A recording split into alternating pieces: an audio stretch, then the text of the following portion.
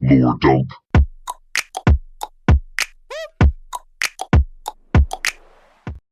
Greetings, listeners, and welcome to Lore Dump, baby girl. I'm Chase, and I'm joined today by Neil and Monty. And this is the show where we take somebody who hasn't experienced a game or game franchise and we walk them through the lore. Welcome back. It does sound helpful. Yeah. Yeah, it does. It Sounds does. useful. So you Otherwise, don't have what to would play I these be? games. What would I be doing with my Saturday? Have to play the Yakuza games. We're back for even more fucking Yakuza, the series that never ends. Let's go, baby. With our longest game yet. Oh, Jesus Christ. So, for a little behind the scenes fun, I up to this point had been writing all of my Yakuza scripts in the same Google Doc. And I learned a thing in the middle of writing Yakuza 5 is that Google Doc has a maximum character count. How many characters? So the maximum count is 1 million characters. I got a little error message popped up. It said, you've exceeded the maximum number of characters. Please delete content to continue editing. And I was at somewhere around 1.5 million characters. My God. Which we worked out is a pretty chunky novel. A pretty chunk. I think the script in total between all games is currently, for the first 5 Yakuza games, about 560 pages. Yakuza 5 is 150 of that. God help us. I don't know what you've got planned for this intro. Can we get a recap of everything that's happened in Yakuza? Okay, so the end of Yakuza 4, Kazuma Kiryu, he's been dragged back into the Yakuza, baby. Gosh darn it. He can't leave. He's got his daughter Haruka, who is adopted daughter Haruka, and that's fine. Taiga Saejima is the worst character in video game history, and apparently we're going to grow to love him. We will find out. Who? Taiga Saejima, he's the big guy with big long hair. And he yes. Oh, God. threw yeah. himself at Haruka in the Yakuza 4, and did he's just a indeed. big dumb dummy, and he was framed for a murder that he tried to commit, but in the end failed, because we'll all remember the glorious rubber bullets. He did try.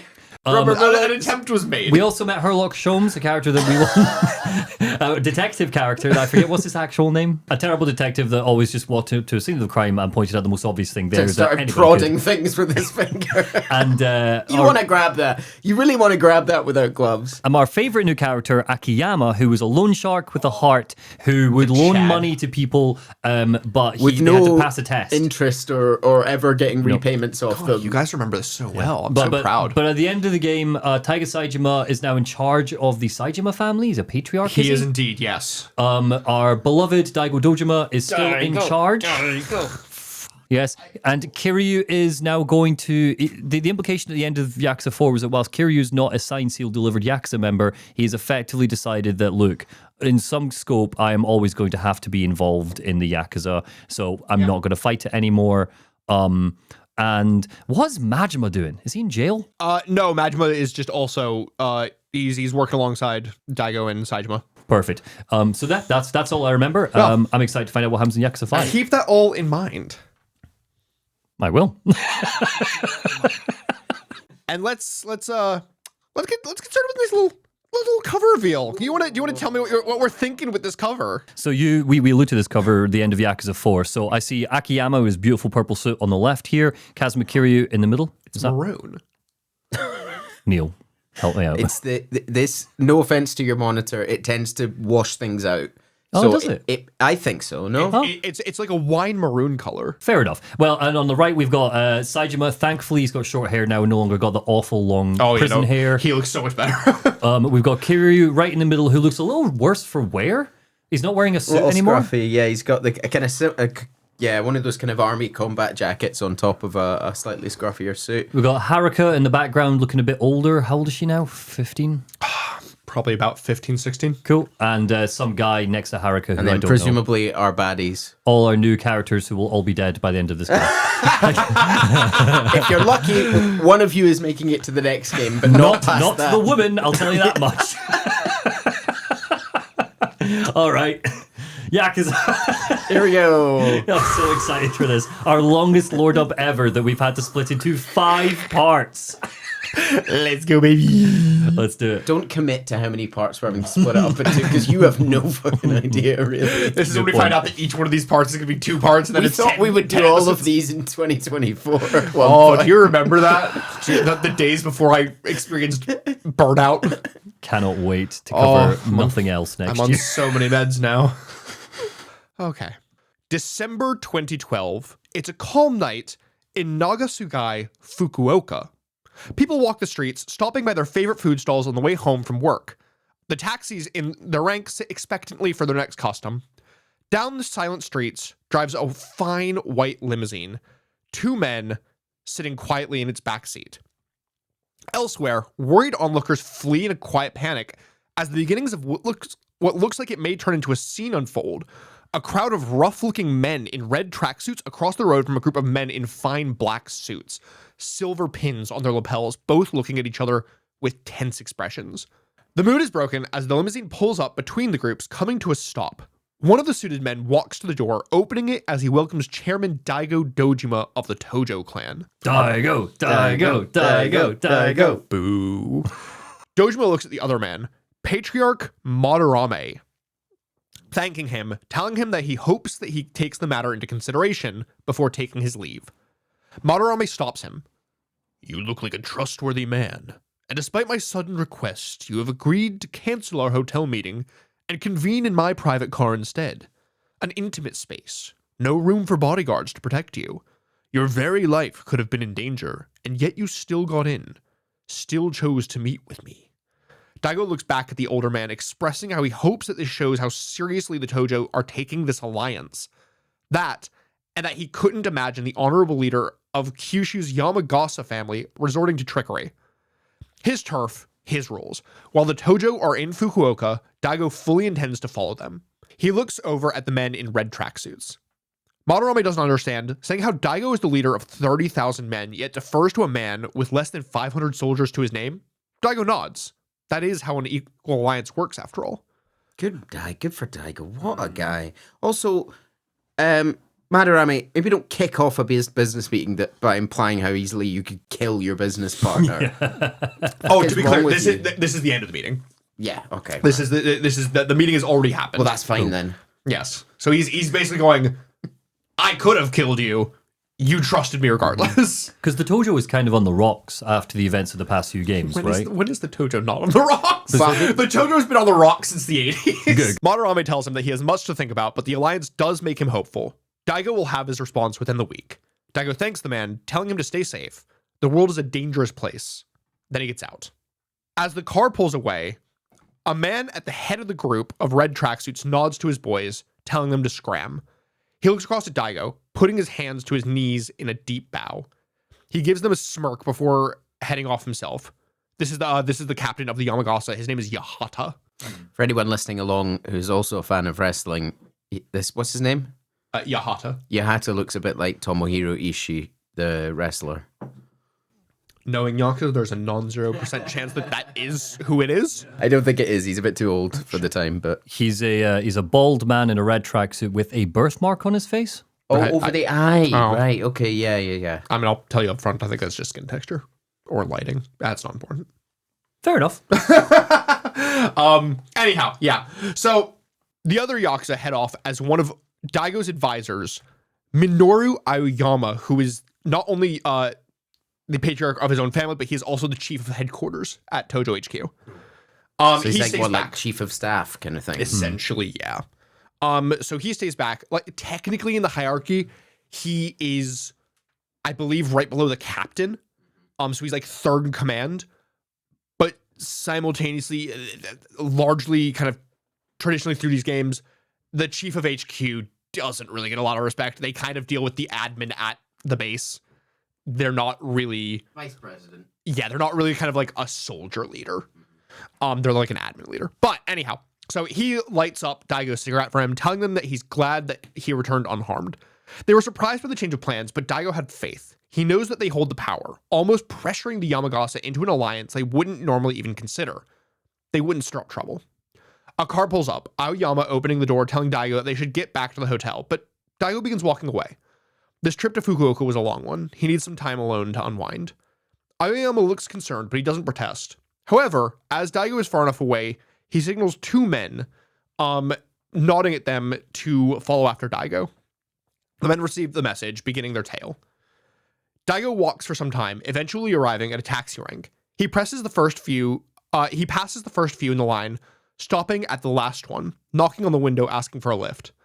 The driver rolls down the window, but doesn't respond at first. Only after pressuring from Daigo does he respond with a simple, then ask the taxi at the front. That's how this works. No, I think I'd prefer this one, Daigo says to the driver. You have no reason to turn me away, and drivers can't refuse a paying customer without justification. The driver relents, opening the back door. Daigo gets in as the man asks him where to. Just drive. I don't care where. The driver starts the meter and pulls away from the rank. Daigo sitting back in his chair, looking at the driver's registration card in the front seat. Taichi Suzuki. He starts chatting with Suzuki, commenting how it's a nice town, asking him if he's been driving long. About 6 months now, Suzuki responds. Daigo chuckles, teasing the man that he must not have the lay of the land yet. And a shame, he was hoping the driver would be able to fill him in on what life is like down here. Daigo tells Suzuki that he's from Tokyo, but down on a business trip. The driver doesn't talk much, just letting Daigo think out loud for a bit, as he puts it.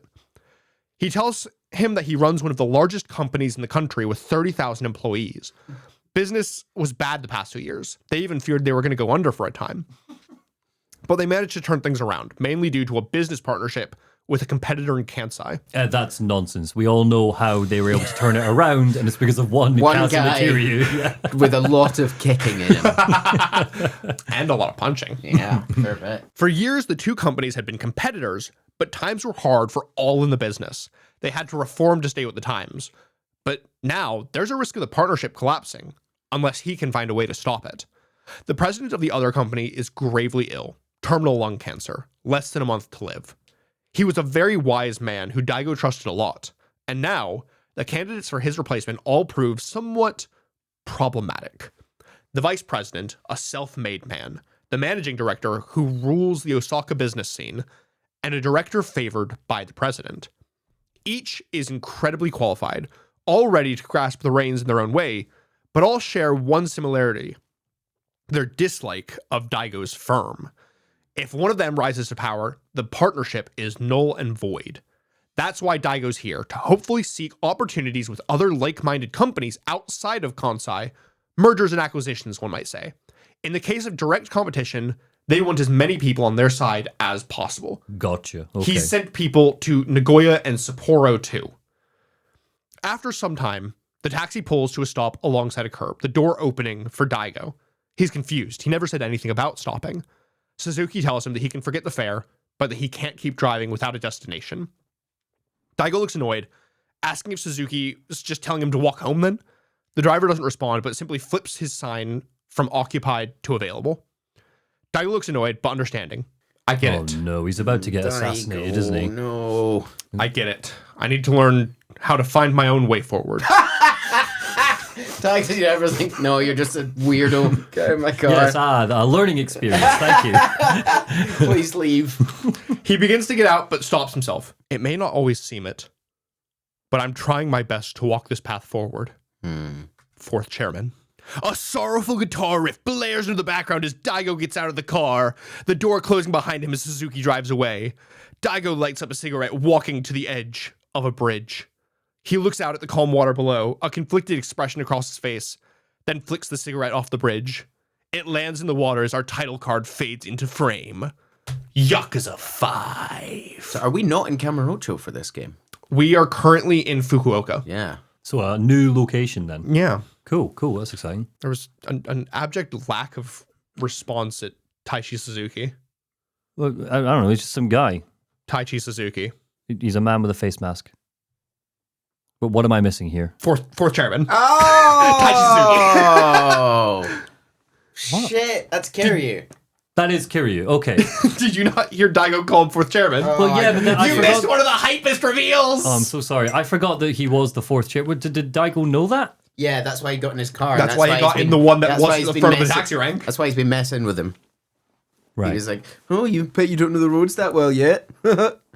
You're my guy." Why is Kazuma Kiryu an Uber driver? Undercover. Taichi Suzuki's cab driver. Right. Sorry, I just went over my head. Yeah, I forgot me that he was too, yeah. the fourth. You said fourth chairman, and then and I was like, what is that? Sorry, I'm sorry. Continue. I just forgot that he was the fourth chairman. I thought he was like the 40th chairman or something, like the president. No, he's the fourth ever. That's what it means, right? You were the fourth ever chairman. Yeah. So Daigo was the fifth chairman. No, Daigo's the sixth. Sixth Yeah, we chairman. had. Are you forgetting about what's his name in Yakuza 2? Am I forgetting about what's his name? Are you forgetting about Terada in Yakuza 2? I was, yes, but now I've remembered Terada, who was a bad guy in the end. He was a 11th hour villain, right? He was Mr. Rubber Bullets. Good times. Anyhow, Simpler times. the opening credits play... simpler times. That was a 12D chess game to the max. The opening credits play over a shot of Suzuki pulling into the parking lot of a local soba joint, parking and going inside to order a bowl. He listens in as other taxi drivers talk about how the economy's gone to shit. They're struggling to even get normal fares. The men's focus shift as the TV program changes to an idol show. One of the men commenting on how it's called the Princess League. His daughter watches it all the time. It's a competition show for amateur idols to strut their stuff, with the winner getting signed to a big-time label. Suzuki looks over to watch as an interview with an upcoming idol, Haruka Sawamura, plays. Huh, okay. One of the men makes a crude comment about how he bets that they need to strut their stuff in the bedroom too. All these idol types sleep their way up the ladder. Oh my god. The industry really twists up the lives of those girls. And Kiryu just breaks that man's neck, right? The other man agrees, saying how there's not a fly's chance in a farmstead that he'd let his daughter on something like that. The camera pulls back to Suzuki as the man continues. If you ask him, it comes down to the parents. Dig a bit and you'll find they're all chasing some long-lost dream. I hope you all like dreams. Not a single thought for the wolves they're tossing their kids to. Suzuki slams down his bowl, his appetite gone, and storms out. The men look on with annoyed and confused looks as he goes. Suzuki gets in his taxi, walking past a lone man sat outside smoking, a pile of spent cigarettes at his feet, and drives off into the night, the man watching him go with a troubled expression. So, Chase, you're obviously calling Kiryu Suzuki. Is this something that we should just embrace? This is what will be happening moving forwards? He is Suzuki? Who's Kiryu? Right, okay. That's Taichi Suzuki. He's a taxi driver. So Kiryu's undercover in the city, not pretending he's not Kazuma Kiryu, and he will be Suzuki moving forwards. Gotcha. Okay. Part 1. Kazuma Kiryu. Oh, I hate damn it. this game already. Okay, cool. Chapter 1. The Wanderer. So our inciting incident then is basically, so it looks that the game is very much going to be just about the Tojo trying to form these mergers and acquisitions effectively. That's our, they already have an alliance, but it's on shaky ground. Yeah. Because the person they signed the alliance with is about to die, and all the successors hate the Tojo. Yeah, so we've got these three successors, presumably our three villains that we'll be introduced to. Yeah. If it wasn't clear, that the one that's on shaky ground is with the Omi. Cool. So they've had a kind of tenuous alliance with the Omi based on the Omi's seventh chairman. I think seventh chairman. Okay. Sixth chairman. It is the sixth chairman. But all of the potential Omi successors. So he's now being like, all right, let's make new alliances. Suzuki drives his taxi back to his workplace, the Nagasu Taxi Company, parking it alongside a faucet. He gets out, grabbing a bucket of water and cleaning the taxi off before heading inside to return his keys and punch out for the night. He turns in his fares to a kind woman at the front desk while his boss Nakajima calls out to him with a big smile, saying how he was waiting for him to come back. He tells Suzuki that he has something he needs to talk to him about, asking if he can step into his office. The entire office is a single room. He just has a desk in the back. It's just his slightly nicer than everybody else's desk in the back corner. Fair enough. Nakajima looks conflicted about having to chew Suzuki out, but tells him that Tenjin Transportation came by bellyaching about how he picked up a passenger from the middle of the rank today. They get enough flack from the other companies as it is. Suzuki apologizes, saying that it was an amateur mistake. Nakajima smiles, telling him not to worry too much about it. He's actually about to head over with some cakes to apologize to them. But Suzuki stops him, saying that it should be him who apologizes. Nakajima tries to protest, saying how it's his company, but Suzuki insists. You think you know respect, sir? I know respect, okay? You've no idea the things I've done to apologize over the years. He's walking over with a little fingerboard and a knife. that pinky's gone. Nakajima finally relents with a smile, reminding him where the office is and telling him to call when he's done. As Suzuki heads out, he overhears several conversations, each giving him ideas for gifts to apologize to Tenjin Transportation with. Mentaiko from Fukuya energy drinks from the drugstore, stuff like that. He grabs some and heads to the office where the president of Tenjin Transportation is waiting for him. He scoffs at Suzuki's apology, saying how it's just like Nakajima. Got monkeys like you breaking rules left, right, and center because Nakajima won't train his drivers worth a damn. Real scum of the earth guy.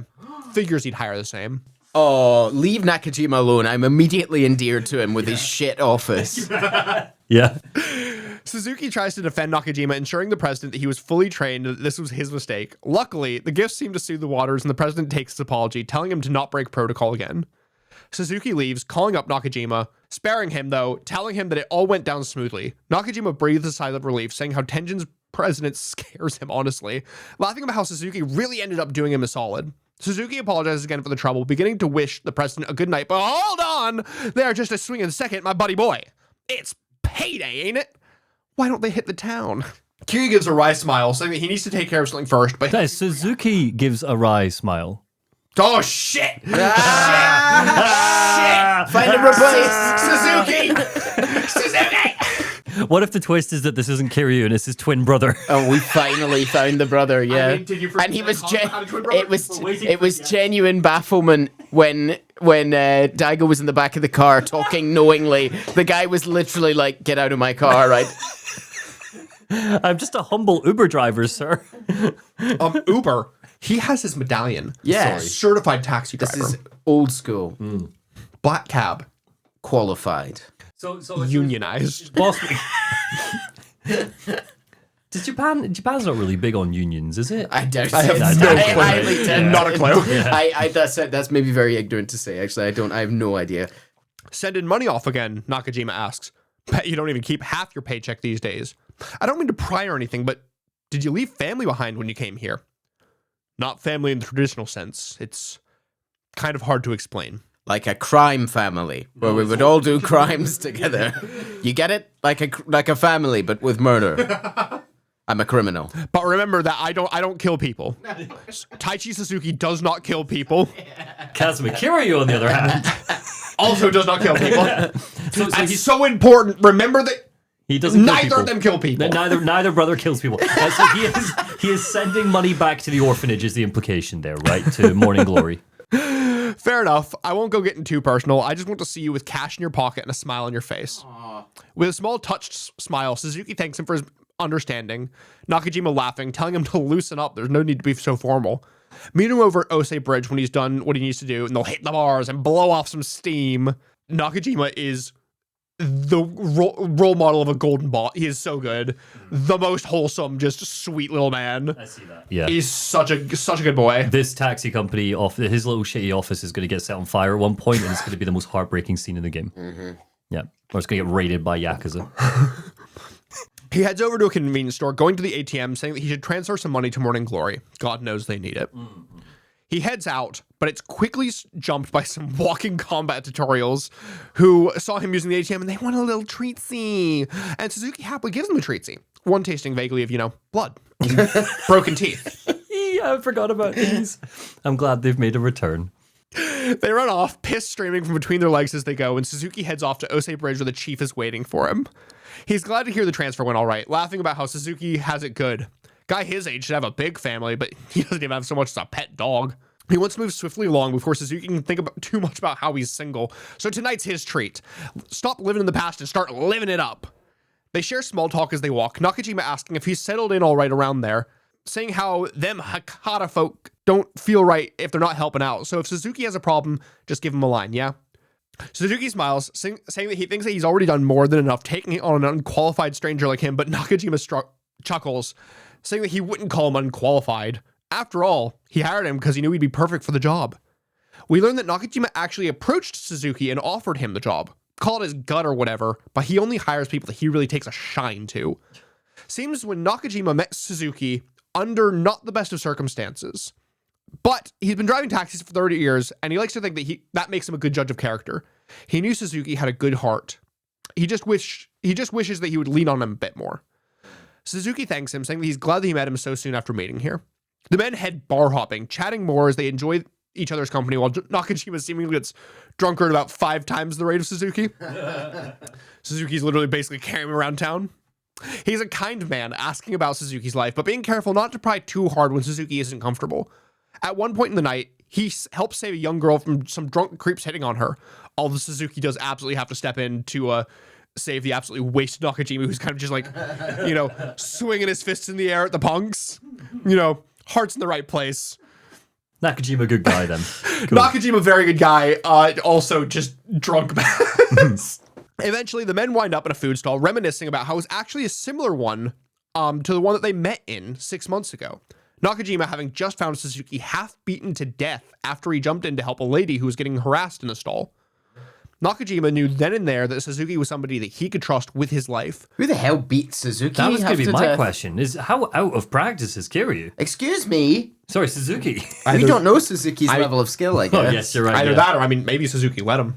Didn't want to give it away. Suzuki's just a taxi driver. There's only one person who can fight like a dragon. That's the name of the game. Just remembered that the orphanage is named after a boner. It's not! It's named after a flower, you dumbass! Nakajima knew then and there that Suzuki was somebody that he could trust with his life. Where's Goro Machima? And gave him a second chance. He's working at the Costa around the corner right now. And he gave him a second chance working as a taxi driver. That's exactly what Nakajima made his company for. To give people needing second chances the ability to make a life and build themselves back. Oh, lovely. I mean, you're never going to get a loan from the bank with that being your mission statement, but that is so lovely. Maybe Akiyama, though. Yeah. I'll give you my loan. Wrong city. Yeah. But my test is that you must hire an ex-Yakuza member. He himself knows what it's like to be at rock bottom, knows too much about what it means to have a few pals in your corner to back you up. Suzuki feels bad about how much Nakajima is opening up to him, beginning to apologize and do the same, but he's stopped. Nakajima already told him that he wouldn't ask, and that Suzuki's secrets are his own. If an honest fellow like him's keeping something locked away, it's probably best to leave it that way. If he spills the beans now, what was the point of keeping that secret in the first place? He does have one question, though. Does Suzuki keep in touch with that looker he rescued 6 months ago? And Suzuki blushes, saying how women aren't really his style. We know. Seems the boys at the taxi company have been talking, wondering why a single guy in his middle age like Suzuki never comes out drinking and hitting on the ladies with him. Suzuki immediately gets bullied into going clubbing right there and then with Nakajima, with him dragging him giddily to the nearest cabaret club and ordering their best girl, saying how tonight's on him. They head up, where they're greeted by the girls, Nakajima griping that the first girl coming over is the best they got, before they're quickly joined by a gorgeous woman who introduces... Excuse me? I know. It's like the first girl comes up and he's like, this I'll go. What the fuck? Give me your best. I said my best. God Give me the damn. best. Yeah, Yakuza, though, even our wholesome characters are leches. Yeah. You just got to brush it off at this point. We're 6 games in. Get on board. But luckily for him, we're quickly joined 20 by... hours. It's more than 20 hours. Sorry, continue, Chase. We are elongating this. Luckily, they're swiftly joined by a gorgeous woman who introduces herself as Mayumi. Rip. Yeah. Oh, she's from the cover. That's the lady from the cover? Mm-hmm. Now that's number one girl. What do you think, Suzuki? Real top shelf stuff, ain't she? Suzuki catches her eye quickly before awkwardly pulling away. Yeah, I guess so. Virgin. Their attention is quickly shifted, though, as a racket from across the club rings out. 2 burly yakuza moaning about the Tojo clan. One of the girls explains to Nakajima that they're actually the club's protection from the Yamagasa family, but that they've been in a real mood because of some yakuza bigwigs down from Tokyo. They're bottom rung, only really getting dragged along in the Tojo deal by the main family, and just being pests, moaning about how, like, fuck will it be an equal alliance. The main family just don't get it. Nakajima downs his drink, shooting to his feet. Hey! Enough's enough, feastlers. I'm gonna kick them punks out. Why on earth would you think you would kick the security of this bar out? This is why you don't go for drinks with your boss. Never. They try to stop him as he saunters over to the Yakuza, starting to shout before immediately getting knocked on his ass. Yeah. Suzuki, of course, immediately steps in to intervene, getting a dismissive, "Who even are you?" from the Yakuza. Suzuki chuckles, saying how, of course, they wouldn't know who he is. Just makes it easier for him. Mayumi rescues Nakajima, pulling him back from the booth and looking over to him as Suzuki pops champagne bottles up the rowdy men's asses until they fly off into the sunset. Nakajima finally regains consciousness, asking what happened. Don't you remember, sir? You really showed them what for. Really? Yippee! You literally, his eyes light up like a fucking kid in a candy store. He's like pumping his arms. He's like, yippee! Good on him. I've just realised nothing's happened yet. We've met Wholesome Boy. We've hung out with Nakajima. Yeah, that's been nice. That's been nice. A little bit of plot, please. This is plot. What do you mean? It's some inciting incident. Yeah, I know, that's what I'm missing. Normally you like to kick off with the thing that causes the plot to happen, but it's Yakuza. Presumably this is 4 hours of gameplay already. Do you remember back when we opened with a murder? Remember Yeah. Yakuza 1? Oh my god. Yeah.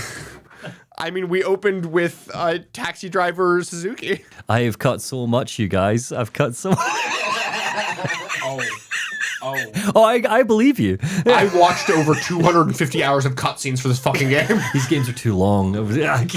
Continue, sorry. Let's find Majima. Where's he at? They thank the girls and head off, deciding to finally call it a night. Nakajima thanks Suzuki again for accompanying him, and Suzuki heads off home. Home isn't much. Just a small studio apartment, not much more than a bed and a coffee table to his name. Suzuki sits in the dark, kettle steaming away on the stove as he takes a long draw from a cigarette, thinking back to the odd customer he had earlier, Daigo Dojima, the one who called him fourth chairman. Suddenly, the door to the apartment clicks open. What the heck? Does he have amnesia? Is this the amnesia game? Suddenly, the door to the apartment clicks open. I'm home, comes a woman's voice, walking into the hall. You left the kettle on. She walks into the main room, turning on the light. Hey, you. Mayumi smiles down at Suzuki. Suzuki smiles up at her. Hey, welcome home. What is going on? Okay, cool. Okay, cool. I'm in. We were just asking for an inciting incident. There it is. So Kiryu has amnesia, presumably from when he got his ass kicked back in the day. Oh, sorry. This is Suzuki has Suzuki. amnesia. So this isn't an undercover Yakuza op. This is genuinely the new life for a man who woke up in a gutter. Wait, so did Daigo not think, I should probably check in on him? He did. Weird. What's Kiryu doing here? Driving a fucking taxi. Which means that it was pure chance that he got in Kiryu's taxi. And Kiryu, with amnesia, actually told him to get the fuck out of his car.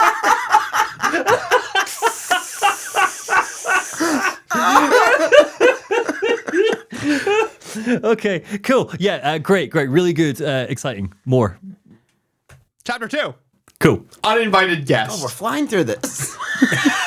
How many chapters are there? It's like 22 or something? 21. 21 Okay, chapters. there you go. 10%. Oh, well, 5%. We've done 5%. Chapter 2, Uninvited Guest. Suzuki wakes up the next morning to Mayumi's cheerful voice from the kitchen. Morning, sleepyhead. Breakfast's almost ready. They enjoy breakfast together, Mayumi telling Suzuki that she wished that she washed his work shirt, so it's ready for him. Suzuki's a bit uncomfortable, saying how he doesn't need to be mothered. But she doesn't see what's wrong with Are helping you around. kidding me? I mean, I guess something changed with the head injury, but are you kidding me? You had a child cooking clean for you for years. Wait, hang on. No, because he's... Let me get the events right in my head. No, he sent money back to Morning Glory. He did. He did send money back to Morning Glory, and also the assumption is that Haruka presumably is like, you're not Suzuki, you're Kiryu. So, but he's not putting it on. It's weird. Okay, continue. Where are we going with this? He says that he doesn't need to be mothered, but she doesn't see what's wrong with her helping out around the house. Seems that she doesn't actually live with Suzuki, but she's been coming around every day recently, and he says how she should really go home sometimes. She quickly changes the subject, commenting on how she's noticed an imprint of Nakajima's left ring finger, one that could have only been created from wearing a ring for years and years. Suzuki thought that he was single, but maybe? He gets up, changing to his uniform, seemingly unafraid of Mayumi seeing the large, intricate tattoo on his back. Oh yes, he never looked in the mirror and gone, I've got a big Yakuza But tattoo on again, my I back. don't know what's going on here. Yeah, maybe he doesn't have amnesia. Maybe he's just pretending. He tells her that he's on the midnight shift and he'll be home late, that she should stay at her own place tonight. He wants to be alone. Oh, come on, you know you'll be happier when I'm here, she teases, and he smiles, teasing back up, don't know what you mean. As she walks up to him, straightening his tie, He goes to leave, his eyes lingering for a brief moment on a picture frame, turned upside down to face the wall before saying his goodbyes and heading off. He makes his way over to Nagasu Taxi, where he finds a few familiar pissed off faces. Those Yakuza from the club last night. And Suzuki best not think that he's getting off with just a light warning. No. They brought backup. Nagata of the legendary Nagasu Devil Killers. Okay. Sadly for Nagata, Suzuki, he's not a devil. He's a taxi driver, and thus is very much not killed. He runs off with the Yakuza cradling their broken egos as Suzuki heads into work. Nakajima's already there, nursing the mother of all hangovers from the night before. They exchange pleasantries about their night before Suzuki heads off. As he goes to leave, he's stopped by a colleague, Wada, hoping to bum a ride home before Suzuki starts his shift.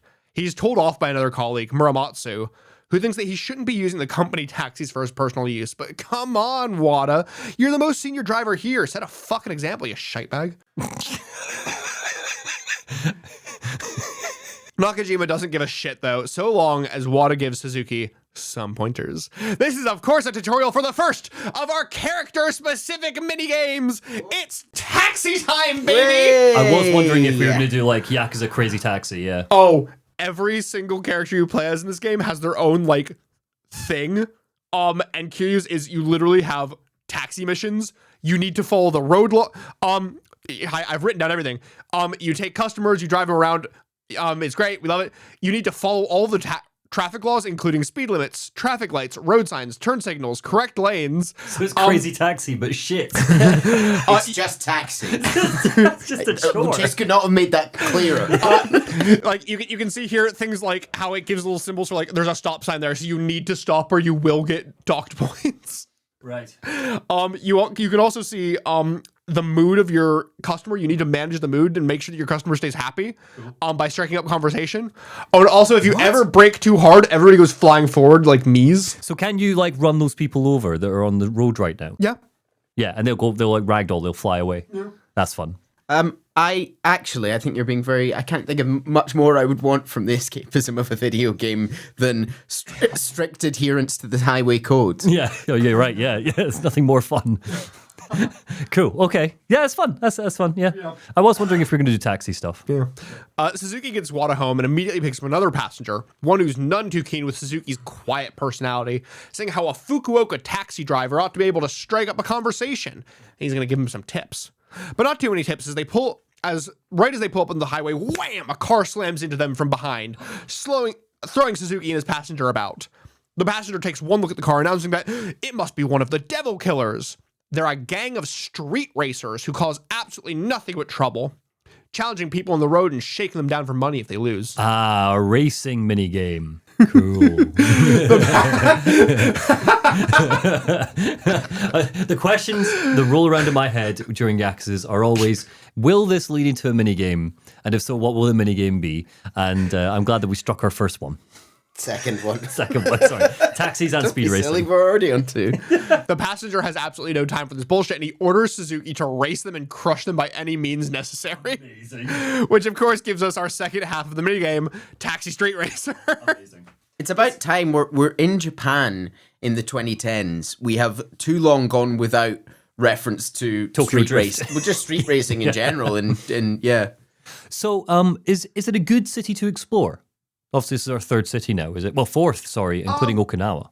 Yeah, it's decent. Yeah. It's about the same size as Okinawa was. It's kind of a smaller city. It doesn't like rate, though. You wouldn't rate it above any of the others.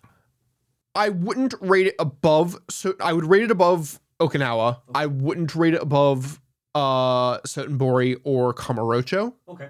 But yeah, I think that because this game is split up by character, I'll tell you in front. Each character gets their own city.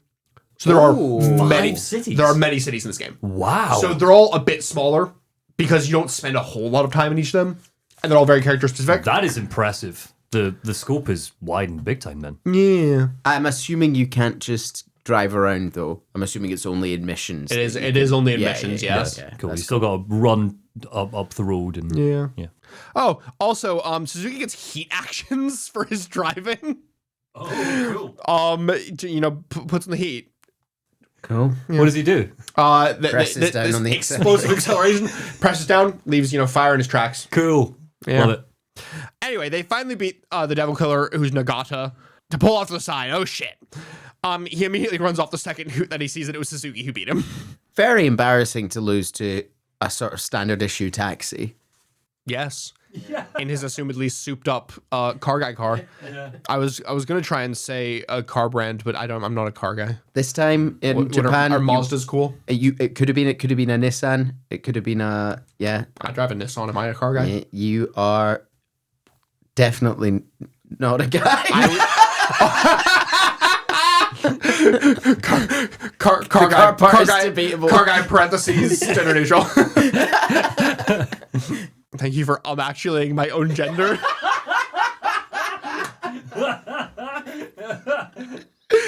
Our lovely passenger congratulates us on our victory, thinking that we've got some real skills as a street racer, and he offers us a meal, saying how he wants to talk. They sit down and they begin chatting all things devil killers. Seems that they used to just be a group of kind of racing enthusiasts, but that all changed one day when the Fire Nation attacked. And now they're little more than just a gang. Unfortunately for Suzuki, seems that they have their sights set on him now, and it definitely won't be the last that he sees of them. And that's a good thing. Our new friend wants us to see them all sucking exhaust fumes. Every time they challenge Suzuki, he's to crush them. Only way to beat a group like them is to crush their pride till they can't keep coming back. Otherwise, they'll just keep coming after the innocent. So this guy's definitely like the former leader of the Devils or something, maybe. No? That would be He fun. does look pretty rough. Yeah. That guy's got it. Well, he looks like he's got a history. Yeah. Like, Suzuki agrees to help, and our passenger introduces himself as Furumichi with the prefectural police. So he's a police. He's a police. He's a kappa. Suzuki heads back to the office to tell the others about his run-in with the Devil Killers and his deal with Furumichi. Nakajima flinches at the name, but brushes it off when questioned. The men in the office, though, are beyond impressed with Suzuki for winning. Nakajima saying that he'll get in touch with Furumichi about all it. Suzuki begins to apologize for it happening on company time, but Nakajima cuts him off, saying that he isn't to blame, sadly saying that the Devil Killers are the real problem. I mean, Nakajima's definitely ex-Yakuza, right? Like, she said that, the ring on a finger for many years, that must mean he was married. That could be like a signet ring or like a... that's an interesting reading. I wouldn't get that. Maybe not Yakuza, but criminal, because like the whole thing of like, all I wanted was to give other guys a second chance who'd had a rough go in life. So he's doing the Kiryu thing where he's pretending to be crap at fighting? No, he might actually not be a fighter. Okay. But, I don't know. Maybe. Suzuki heads back out and wraps up his ship, arriving back at Nagasu Taxi that evening. As he gets out of his taxi, though, he's suddenly approached by two men who, after confirming that he's Suzuki, say that they'd like to ask him something. Suzuki tries to ignore them, saying he's busy, but they pull the, "Isn't your shift over, though?" The larger of the men goes seemingly to square up, but the mustachioed fella puts his arm out to stop him. "It'll only be a moment. Surely you can spare that. Kiryu Kazuma-sama." Wait. Suzuki's Kiryu. What? What does Suzuki think about that? They think that Suzuki's Kiryu. They do. Yes. They do. Do you recognize these two? No. Are we meant to? Yes. From the start of the game, they were following Daigo. Yeah, they're the two who were trailing Daigo at the start of the game. Oh, okay. And they're not wearing tracksuits. I just want to kind of come back to this. No. So the tracksuit ones were the Yamagasa family. That's the Fukuoka family. These are everybody in the suit were Tojo. Cool. So they work for Daigo is the implication from that. Yeah, it's a couple of Tojo boys. Aoyama were like, Daigo's going out. Cool. Keep him safe. Keep an eye. Yamagoso, right? That was the other one? Yamagasa. So I was thinking about this, Yamagasa. The Yakuza uniform is obviously quite easy to do. Wear a suit, look classy. Perfect. No problem, boss. Yamagasa is like, you must all be wearing the same red tracksuit. I have ordered hundreds of these in different sizes, and you will wear this. So to be clear, the red tracksuit ones specifically are, what's his name? The captain of the Yamagasa. Right. Red tracksuit is his family's. Right, so he's the one who's like, yeah, you're all going to wear red tracksuits. Just loves a red tracksuit. Yeah, that's not like the entire Yamagasa family uniform. It's just his family's uniform. That would be ridiculous. That would be ridiculous. All right, so they're here, and they're going to say Kiryu's name to his face. Yeah.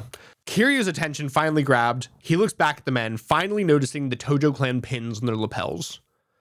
The man tells him that it would be best if they didn't speak here. Kiryu grabbing his jacket and leading them to under a nearby bridge, where he pulls out a cigarette, putting it in his mouth.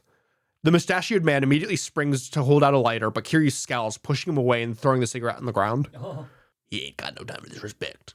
The mustachioed man introduces himself as Morinaga, and the larger man as his junior associate, Aizawa. Seems they've been assigned to... I'm noticing that you guys don't have your Yakuza notebooks today. Are we not keeping notes on names? We've actually Have you given up? ascended to a level where we don't need them right now. anymore. Oh, Why do you think we're going to need them? well, you've already forgotten several things. It's either that or we've given up.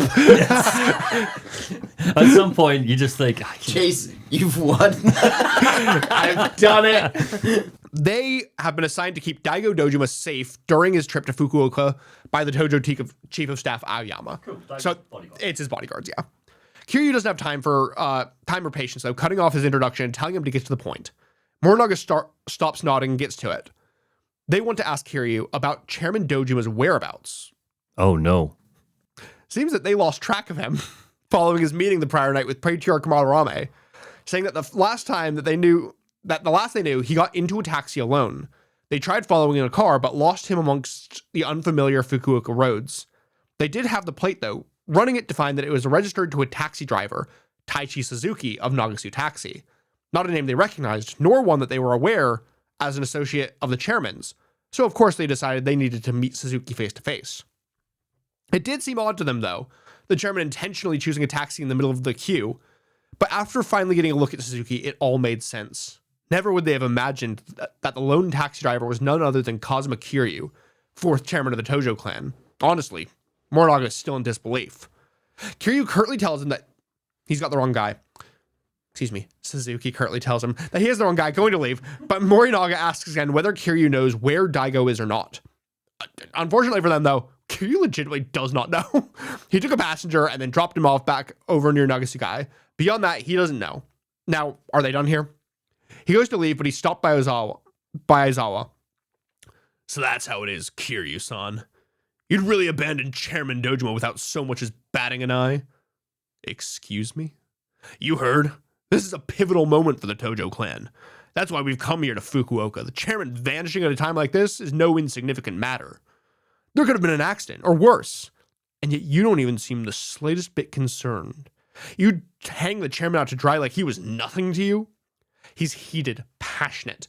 Seems that he's only been in the Tojo for a short while and doesn't really know much more about Kiryu other than the stories. But it was always the chairman telling those stories, saying how it was his duty to protect the clan that Kiryu left to him. What a guy. What a guy, go. This is... I'm going to give my first prediction. Mm-hmm. This is a 12D chess move by Daigo that Kiryu is in on. Kiryu knows exactly where Daigo is. I don't know why. I don't know what the grander conspiracy is going to be, but Kiryu knows absolutely where Daigo is, and the two of them have come up with this plan together. I don't know why. We'll find out. Well, what would be the reason you would want to have Kiryu apparently out of the picture, other than to make the you Tojo look weaker weak. than you are? Yeah. I'm not fully on board with this yet, but I like that. I'm clinging Pin to it. Pin. It's there, and it's going to be my theory no matter what happens. Interesting. You can't take that away from me. I won't let you take that from me. What they tell us. Morinaga tries to stop Aizawa, but he continues, saying how the other execs aren't keen on these talks with the Yamagasa family, how beneath the Tojo they are, unworthy of an equal partnership. But Daigo took it in stride because of what he promised Kiryu. He begs Kiryu to tell him where Daigo went. But as much as Aizawa's words may have struck a chord, Kiryu repeats it. He doesn't know, and he just, again, goes to leave. Aizawa grabs him by the shoulder, refusing to let him turn his back. Isn't Daigo meant to be his friend? Hands off. I said, let me go. Kiryu throws Aizawa to the ground. Suzuki throws Aizawa to the ground. Morinaga stepping in. I get what you're saying. You're not Kazuma Kiryu, just Taichi Suzuki-san. Is that what you're saying? Suzuki confirms. Understood. That makes things simpler then. We'll just have to rough you up a bit. Mm.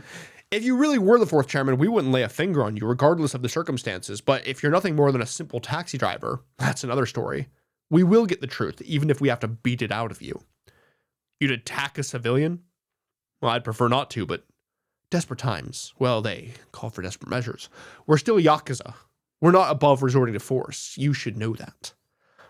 They run at Kiryu, him bobbing and weaving around their attacks, dodging so their punches. It's great because both of them coming in at the same time. And Kiryu like dodge out of their way. They both just like slam each other in the face. I love when pacifist We love fighting. when that happens. Yeah, really And good. Kiryu absolutely fights them, but Okay.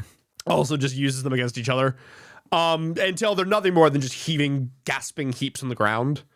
They try and stop him from leaving, but he just wants more confirms that he doesn't know where Daigo is. What do they want from him? He's a liar. What they do next is up to them, and he heads off. He's late for a shift as a ramen chef. He's gotta go serve some ramen. This really is. I don't know what to do with this. This really is post. This is 2012. This is post global housing market crash. He's 2 jobs to hold down this studio flat.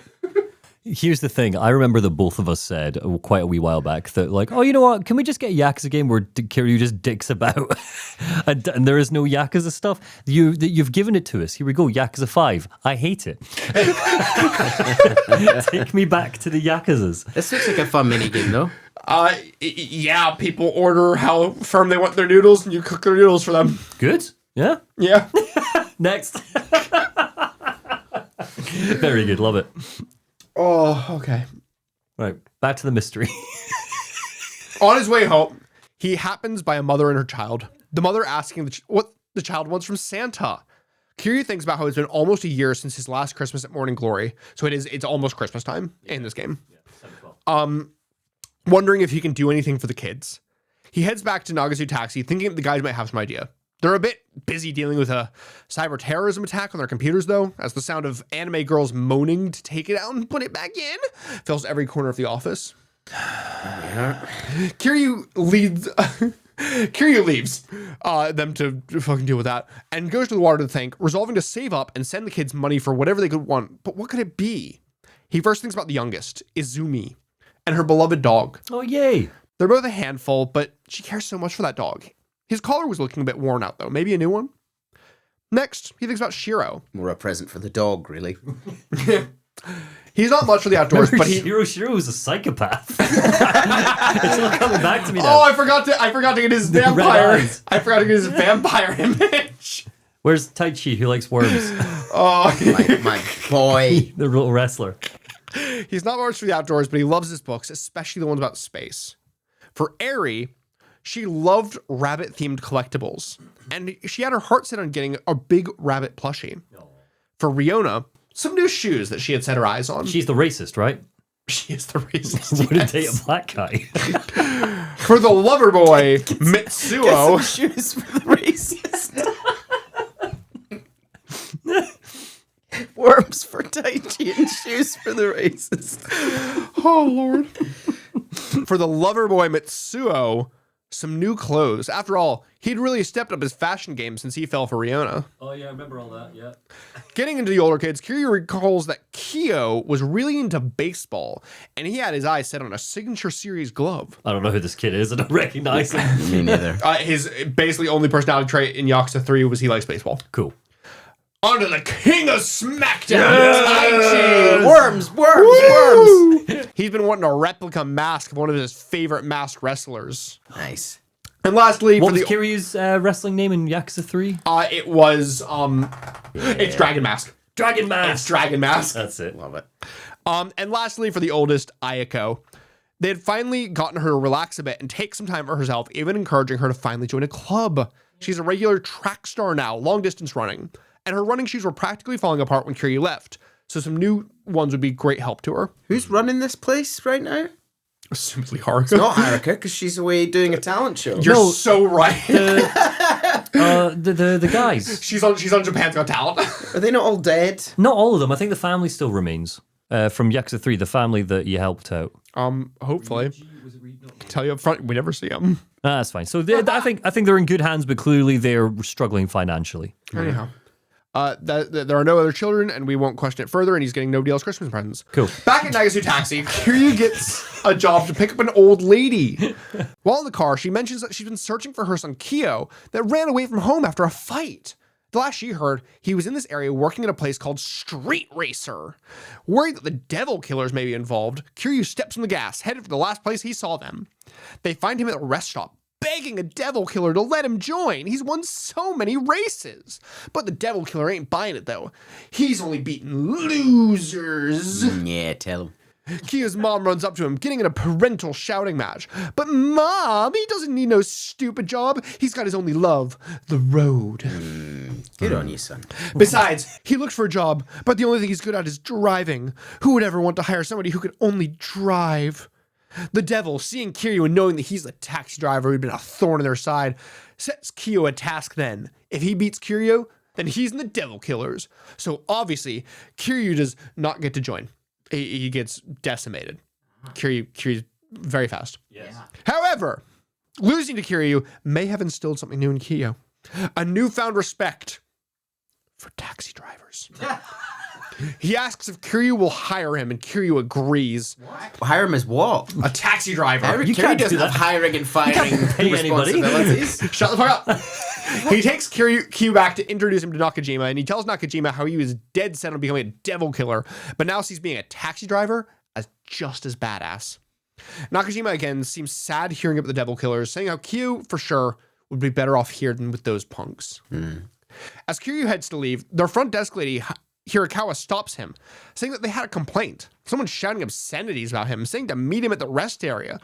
Maybe another challenge from the devil killers? She tells him to bring Kiyukawa along, saying that it'd be good for him to learn how to give an apology.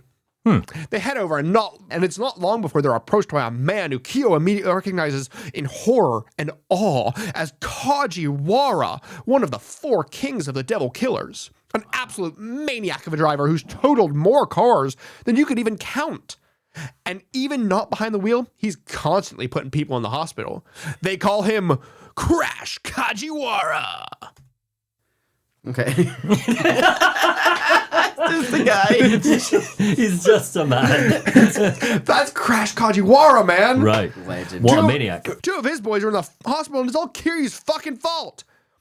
Kiryu's incredibly confused, saying that he beat a few devil killers, but he didn't hospitalize any. Well, yeah. I heard they lost, and I stomped him into the ground. Crying shame. 2 young guys have their whole lives ahead of them, now shattered to pieces, and it's your goddamn fault. Very good. You enjoy Yakuza 5? Needless to say, the only one crashing today is Kajiwara. Right. Yeah. Yeah. It's been. Yeah, back at the rest stop. Kajiwara doesn't know what even to say, but he doesn't need to, as they're suddenly approached by another man who Kajiwara seems to recognize. And he recognized him plenty well. And Q starts freaking out again because it's Cool Yoshimi. He's another of the 4 kings. Oh my god! Do I have a Neil, picture of make him? it stop. Oh, Do something. Don't really know what to suggest. The second of the 4 kings. I see, because we always do 4 games. 4 kings, don't we? It's Cool Yoshimi. Yeah. I also forgot that. That's That's another fun. heat action. Dauntless driving, where you just go sideways through 2 lorries. Do I have? Yeah, that's Cool Yoshimi. Right. He's just a banker. He came to watch Kajiwara inevitably fail, but no. According to Kajiwara's rules, you haven't truly lost until you've lost the post-race fight, obviously. So, of course, Kiryu runs over his face with his taxi.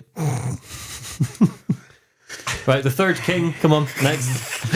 No, that was still Crash Kajiwara. Okay, right. Yoshimi looks down with disdain and disgust at his former colleague, telling Kiryu that Kajiwara was, of course, the weakest links in the 4 kings, obviously. And next gotta time, work his way up, yeah. And next time, it's not going to be quite the same. He heads off, and Kiryu heads back to the office to sign off for the night. As he goes to leave, Nakajima approaches him, asking if he's seen Muramatsu around, saying a request came in specifically for him, but he's nowhere to be found. It's really unlike him. He's usually such a stickler. Not only that, the client will only take rides from him. If anybody else shows up, they're never going to call Nagazu Taxi ever again. They can't lose a customer. Oh my god. Nakajima heads off, saying how he'll find Muramatsu. He passes Kiyo, who's just coming back from cleaning his taxi, excitedly telling Kiryu about how he was bragging to Muramatsu about their victory against Crash Kajiwara. But he looked down on them. He scorns the street racers. Kiryu's concerned, but there are devils to be killed, so he heads back to the rest stop. But he's surprised to find Muramatsu himself. He chides Kiryu, saying how all Kiryu wants is to be glorified as Fukuoka's fastest. Ugh. Kiryu tries to protest, saying how he's just trying to keep a promise. He's just addicted to the game. But Muramatsu won't hear it. Kiryu then tries defusing the situation, saying how he can still make it to pick up the important client if he leaves now. Then we best get this race over quickly. Kiryu doesn't understand, so Muramatsu lets him in. He made that call. See, Muramatsu knows that these street racer punks, he knows how they think. He himself trained to be a racer once, a real one, Formula One. And he wasn't half bad. He could have been a pro by now if things had gone his way. Very different skill sets, Formula One and street racing. But Unfortunately, coming from a poor family like he did, he just didn't have the finances to make his dreams. True. Formula One's a rich person's sport.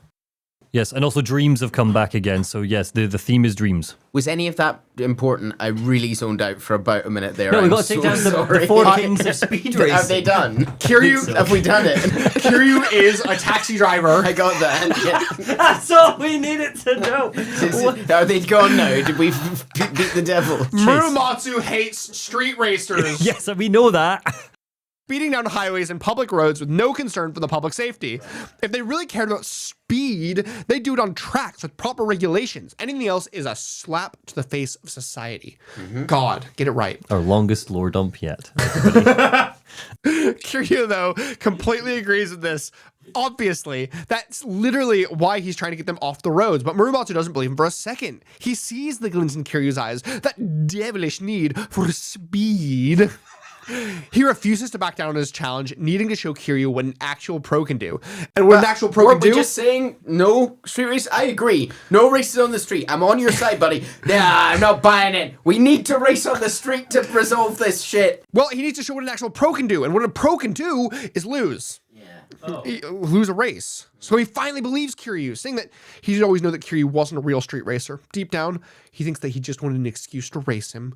He got jealous hearing everyone say, oh, Kiryu was the fastest in town. Oh, God. He wanted to show him that he was the fastest, but in the end, Kiryu beat him fair and square, cut him down to size, and honestly, he's glad he did. He'll be rooting for Kiryu from now on. Wait, hold on. Okay, so the game is about dreams, right? You've made that clear. But this side quest was just, what was the lesson here? To give up on your dreams? Just be better than other people. Who said it's over yet? No, just be Oh, it's not over. We're still going, Neil. better Sorry. than other people. Sorry, okay. Muramatsu is not going to give up on his dreams. Everyone. He chuckles, commenting on how odd it is that so many talented drivers get drawn to their company. Must be the Chief's doing. Kiryu's confused, saying that, and Muramatsu explains that actually Nakajima used to be a street racer himself. Must have been at least 2 decades ago, and that he doesn't know any details. He has a lot of respect for Nakajima, being one of the few that made it out of the game to start an honest living. Kiryu heads back to find Nakajima, his usual jolly self, struggling to believe that this man could have ever been a hardened street racer. He begins to ask, but then he thinks better of it. Elsewhere in the office, Kyo is getting an earful from the others who were assigned to him to help him study for his driving exam. So you need a Class 2 license to be a taxi driver, and he's being a little shit and not studying. He throws a temper tantrum, saying how he hates schoolwork, and he runs away. Oh my God, Kiryu... how much fucking long did I put in this? That's what we're wondering. Did you do this on purpose? No. How does it end? God, I might skip all of this. Oh my God, Chase, this is pages and pages dedicated to Street Racer. We got the twist. Right. We got the twist. Nakajima used to be a street racer. Is that the point of the story? Because that's a good reveal. We loved your story, Chase. You did a good job on it. Oh, okay. Oh my God. Okay, I'm gonna. You're listening to real-time editing, folks. Halfway through the script, Chase is just like, no, I don't want to do this one anymore. So I'm not. I remember messaging our mod alien in the middle of this, going, I think they're gonna hate this part because I think this is like 6 pages. It's fine for a bit. This is, to be clear, this is the only minigame that I went into this much detail with because I immediately realized after doing this was fucking bullshit. What are the cliff notes, Chase? So we learned that Nakajima used to be a street racer. That's the reveal. Let's go through and then you can edit these in post to make them go faster. Okay. So, cliff notes. Kiryu beats all of the devils. The last one used to be a devil killer, and he was there when Nakajima was the boss of the devil killers. Oh my gosh, Nakajima founded the devil killers. There's the reveal. Yeah. We're talking to this guy. This is going to be a short, by the way, so We're continue. keeping it. No, you don't need to do cliff notes. We've already gone through all of That's it. it, we learned the twist. His name is Gentle Nakamura. He's the second commander of the Devil Killers. He's the one who joined. Nakamura founded the Devil Killers 20 years ago, and he used to be a real speed demon, the fastest in Fukuoka, maybe even in all of Kyushu. Now, Nakamura doesn't know why he left, saying that he was nothing more than bottom rung back in those days. So Kiryu heads to the office, telling Nakajima that he was racing Devil Killers again, and Nakajima again hangs his head, looking dejected, telling Kiryu not get any accidents before trying to head back to his desk, but Kiryu's not letting him out that easily, finally asking if it's true. Seeing that the cat's out of the bag, Nakajima sits them down for a long overdue talk. Now I need to find which fucking slide this is. Skidding, there's Gentle Nakamura. There we go, okay, cool. It's like 8 slides dedicated to one side quest. Oh, I'm gonna keep cliff noting because this is less than halfway through this. I'm gonna keep cliff noting. Right, hit me, go on. This is just important character stuff for Nakajima. Yep. When he was younger, there was nothing that Nakajima loved more than cars. It was all he could think about, and before long, he found a community of like-minded motorheads. So he decided to form the Devil Killers. They were dedicated to their craft, trying to shave off seconds wherever they could. And they were as safe as they could be about it, taking time to scope out the best spots where there was the least traffic, even had lookouts and walkie-talkies. And it wasn't long before they gained a reputation as the fastest boys in town. Those days were the prime of his life. But with each passing generation, the glue that held them together continued to dissolve. Looking at them now, no regard for safety, even gambling over the results, there's almost nothing left of the vision that he founded them on. He looks up at Kiryu, asking him with his whole heart for a favor. Please, break up the Devil Killers. Before Kiryu can answer, his phone begins to ring, and he picks it up. It's the last of the 4 Devil Kings, Devil Takimura, and now I'm gonna keep skipping. Also, Wada, that old taxi driver, was also a Devil Killer. Yay. And he joined with Nakajima. They founded the taxi company together. Secret Society of Devil Killers. Yes. As of right now, Nakajima won't tell him why he left the Devil Killers. So he goes, there's Devil Takamura. He street races him. Yay. Lots of scary. So much work. I feel terrible, Chase, because it feels like a lot of work went into this. This is like an evening of my life. This is fine.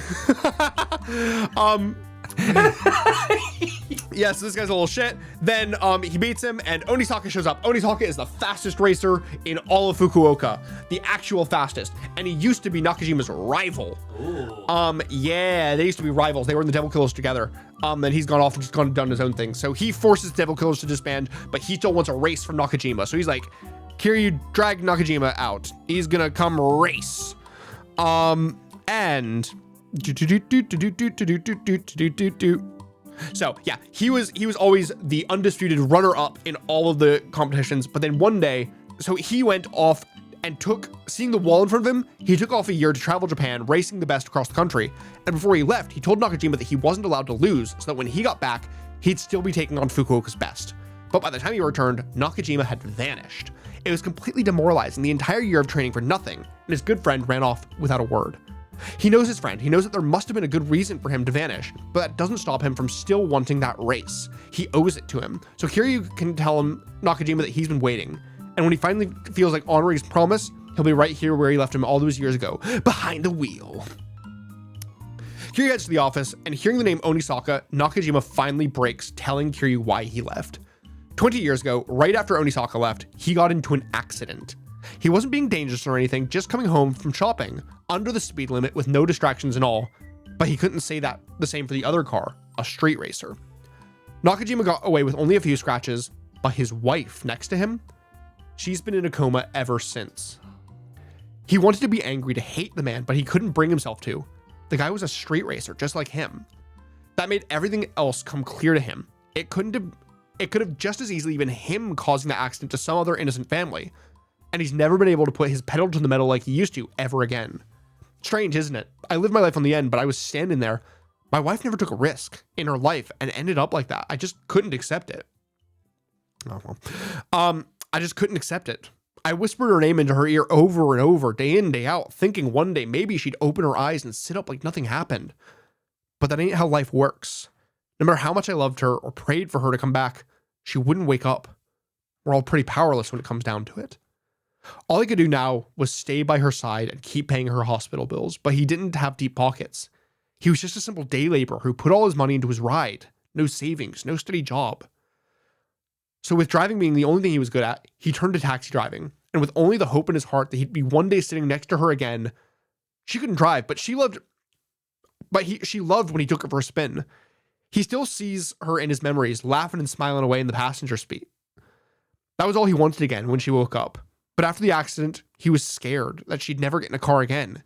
He thought that if he took up taxi driving, really learned how to be the safest driver he could, that maybe she'd be willing to get back in the car, that maybe it could go back to old times. But those days were never to come. A year ago, she finally lost the battle. Oh. Now he's nothing more than a husk of a man, can't even wear his own wedding ring because it hurts too much to remember. Couldn't save his wife, couldn't keep his promise to his rival. He's worthless. Kiryu begs him not to talk about himself that way, reminding him how much he's helped him, how much he's given the other second chances. He knows that Onisaka is a good man, that he'll understand if he heard about the accident and his wife. But he's also a racer. He knows how much that race means to him. He can't tell him. He used to want Onisaka to take his place, race for the two of them, but now he's old. He doesn't want to change that life until it's too late. One day he might push it too far. When Onisaka finally bows out, he wants it to be under his own terms, not like him. He needs to go out in a race of glory. Kiryu looks hard at Nakajima that a race is what Onisaka is going to get. He'll challenge him and put an end to his career. And now we skim forward again. We skim forward again. I wonder what's going to happen in that race. Onisaka was the man that hit their car, right? Just so I... No. Onisaka was just random. Onisaka was just his friend and rival. It was a random street racer. Oh, it was a random. I thought that he was like, we were getting to the... And the man who did that was Onisaka himself. No. He was just a rando. He's just... He just saw it as like, that could have been me. Because it was a street race. He's like, that could have been me who did that. Okay. I see why you wanted to leave that in, getting that backstory for our boy. Yep. I'm going to be so real. Basically, the rest of this... Kiryu races him. He feels his thing of glory. They make up. Also, that cop was a devil killer. I told you. You called that. Well done. And that's the whole chapter. That's the whole chapter. The whole chapter is a side quest and a conversation. Wow.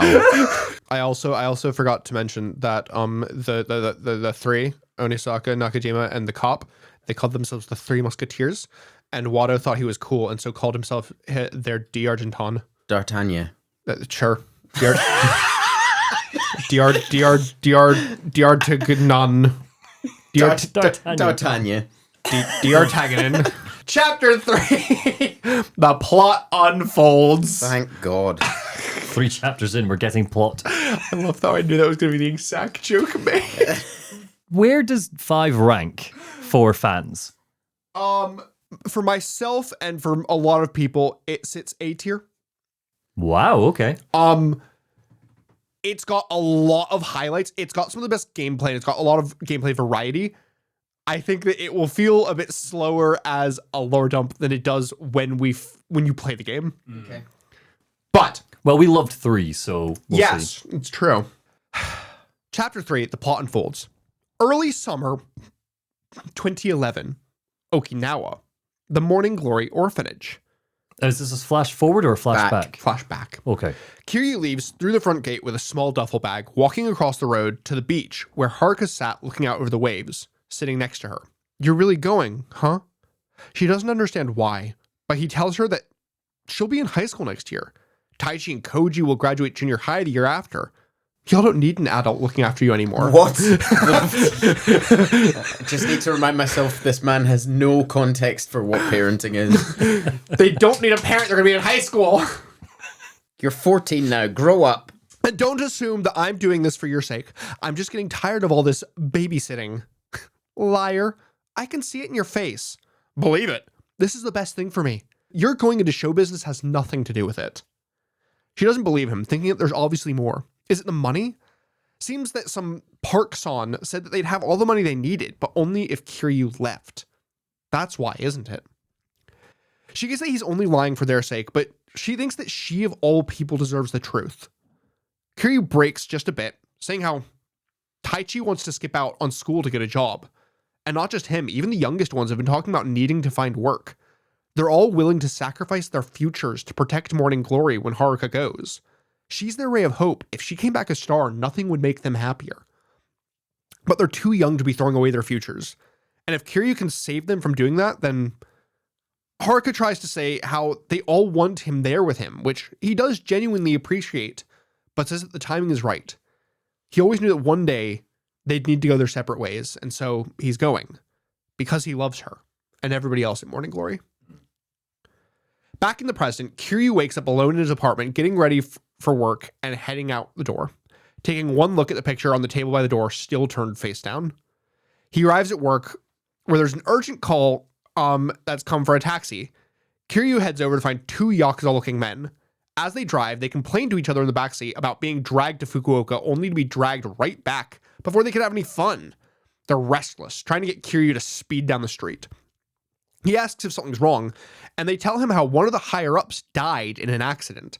They're headed back to Osaka right away for the funeral. Oh. Seems Kiryu read about an accident in the local paper. It happened in Nagoya. The men tell him that it seems a Tojo man bit the dust as well. 2 car accidents with high-ranking Yakuza officials in the same town on the same day. Seems suspicious. Should we be talking about this with a taxi driver? I like how your Yakuza's a New Yorker. Lots of car stuff, this game. Yes.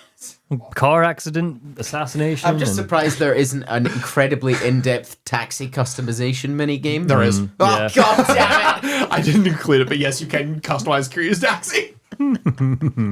Oh, love it. Of course there is. Please. Deary me. It's so real. I think it's literally down to like even you can customize like the little taxi dice. If I remember right. Of course. I don't even know why you questioned it, frankly. Sorry, I shouldn't have brought it up. They continue to moan, saying that it's high time for the 7th chairman named his damn successor, but his cancer may make that a problem. It's terminal. He's not even taking visitors anymore. But if he dies without naming a successor, well, I don't think I wrote it down. These guys are Omi. Gotcha. Yeah, they're Omi. So this is the 7th chairman that Daigo mentioned had cancer. Yes. Seems that if there's no successors, the patriarchs are going to vote. So inevitably, the biggest faction is going to win.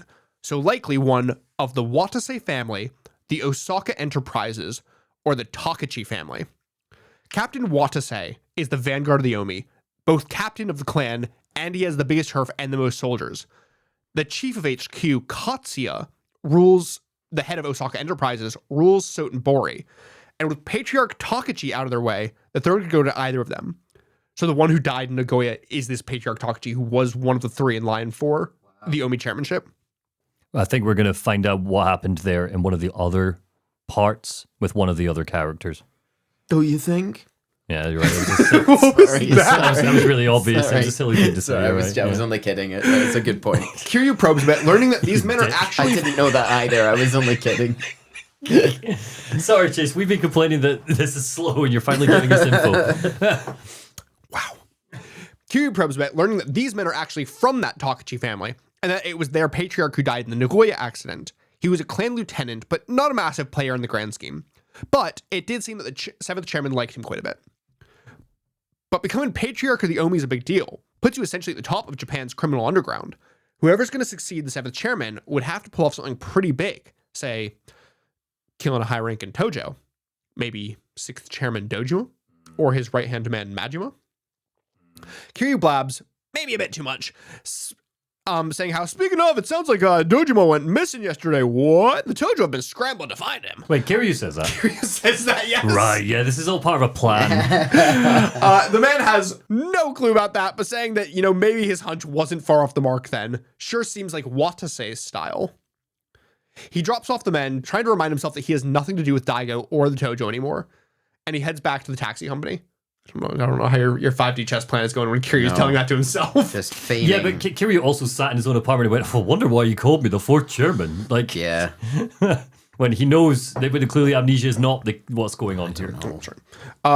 One, he didn't ask himself that. I just said that he mentioned the customer who called him the 4th chairman. Oh, I thought he was like wondering aloud. No. Like, oh, what a weird thing to say to me. Yeah, I think we both thought that. Yeah. Oh, no, he didn't do that. I'm sorry, my writing led you astray, and I just didn't want to dash your amnesia theory because it amused me. That's fine. Outside of the taxi company, he hears shouting coming from across the street, looking over the river to see Morinaga and Aizawa. They're asking thugs in the street about Daigo's whereabouts. Morinaga is trying to keep things civil, professional, but Aizawa is a ball of young passion and emotion, ready to fly off the handle at the slightest thing from the Yakuza that they're interviewing, and he insults them.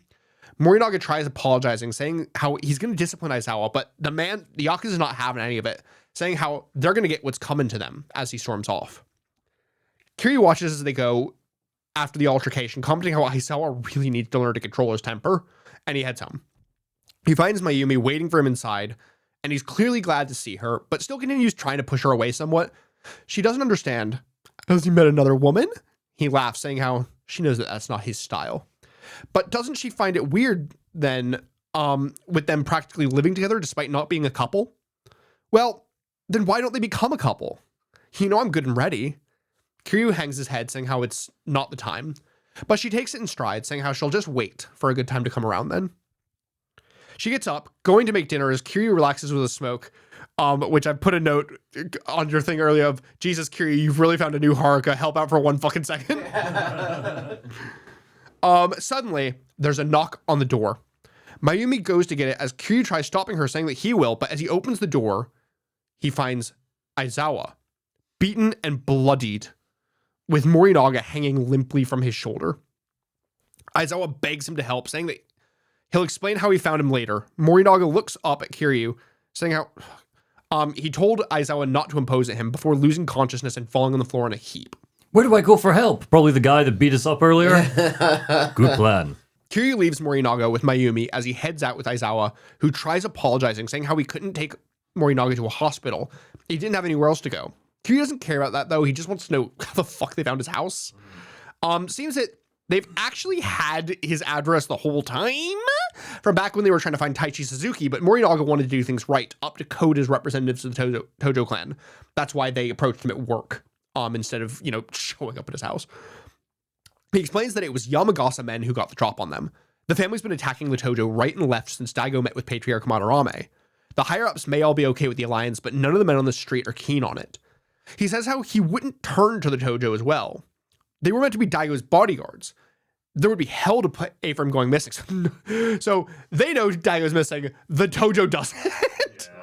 These guys screwed up big time. Yeah. Terrible at their job. Yeah, so they're like, oh, we're already getting shit for that. But if they see that they got the shit kicked out of them by the Yamagasa as well, Patriarch Aoyama doesn't take well to excuses. He shows no mercy to members who betray or violate an order, and that's what's kept the Tojo strong. He's also meritocratic, promoting a lot of the younger families that have proven loyalty and produced results. It's harsh, but now everybody knows where they stand. The clan feels reinvigorated. Morale's actually really high. Kiryu thinks that maybe him and his brothers have just fallen a little behind the times. Back at the house, Mayumi's bandaged up Morinaga and is hanging his jacket. She looks at the Yakuza lying on Kiryu's bed and quickly searches his jacket, pulling out the Tojo pin, clearly knowing what it is. Morinaga wakes up, looking over at her, but not letting her notice that he's seen her. Suddenly, the door clicks open. She quickly puts the pin back in, thinking that she's being sneaky. He asks if she can head home for the night, saying that they work with an old friend of his, and they have a lot of catching up to do. She looks troubled, conflicted, but ultimately agrees and heads off. The 3 men sit up, Kiryu finally dropping the act, and again saying how he doesn't fucking know where Daigo went, but with no other leads, they can only assume that he was abducted, likely by the Yamagasa family. But Aizawa isn't sure. Picking fights with low-level grunts, sure, but Daigo ultimately was a guest of the Yamagasa Patriarch. It wouldn't make sense for them to abduct him. Suddenly, there's a call from Morinaga's phone. He quickly answers and is shocked at what he hears, saying he'll be right over.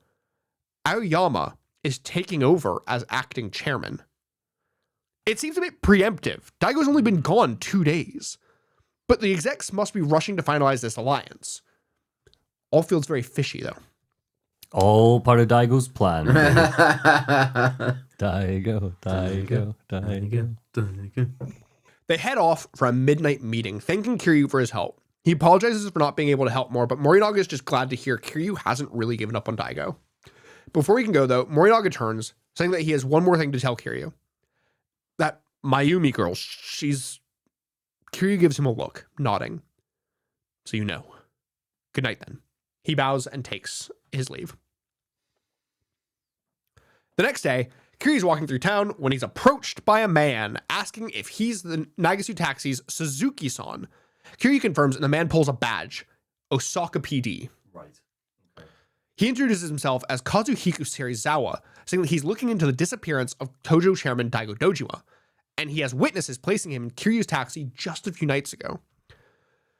Kiryu tries to say that he doesn't know anything, and he starts to walk off, but Serizawa grabs him by the collar, shoving him against the wall in a chokehold, saying that how he doesn't buy it. He knows they're old pals. Got that, Kiryu-san? Oh shit, he knows what he is. Not wise trying to pull a fast one on a cop. They don't know why Kiryu's come down to Fukuoka, but he best believe that they've been keeping tabs on him the whole time.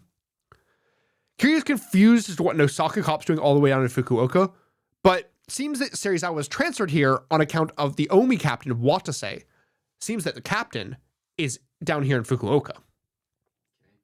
With the Omi chairman on death's door, if he croaks, their alliance with the Tojo goes up in smoke, and it will be all-out war. That's why Daigo's been so frantically running around the country making alliances, and Watase has seemingly come to stop him from doing that. In the blink of an eye, Nagasugai has become a Yakuza hotbed, nowhere more dangerous or crucial. Given all that, he thinks it's most likely that Watase and his boys were the ones who kidnapped Daigo, to take him off the board, maybe even use him as a bargaining chip. But why tell Kiryu all this? Well, it's because of Morinaga and Aizawa, actually. Serizawa asks Kiryu to stop the two of them from doing something stupid. They're ready to jump at whoever kidnapped Daigo, but that could be just the spark the Omi is waiting for to kick back against the Tojo. He needs Kiryu to talk Watase off the ledge before these become the inferno of war. It's exactly because of who Kiryu is that it needs to be him. He's not Yakuza anymore. He has no ties, no allegiances, but he has all the knowledge and influence needed, not to mention he's, no slouch in a fight. And he's the main character. And he's the main character. Yeah.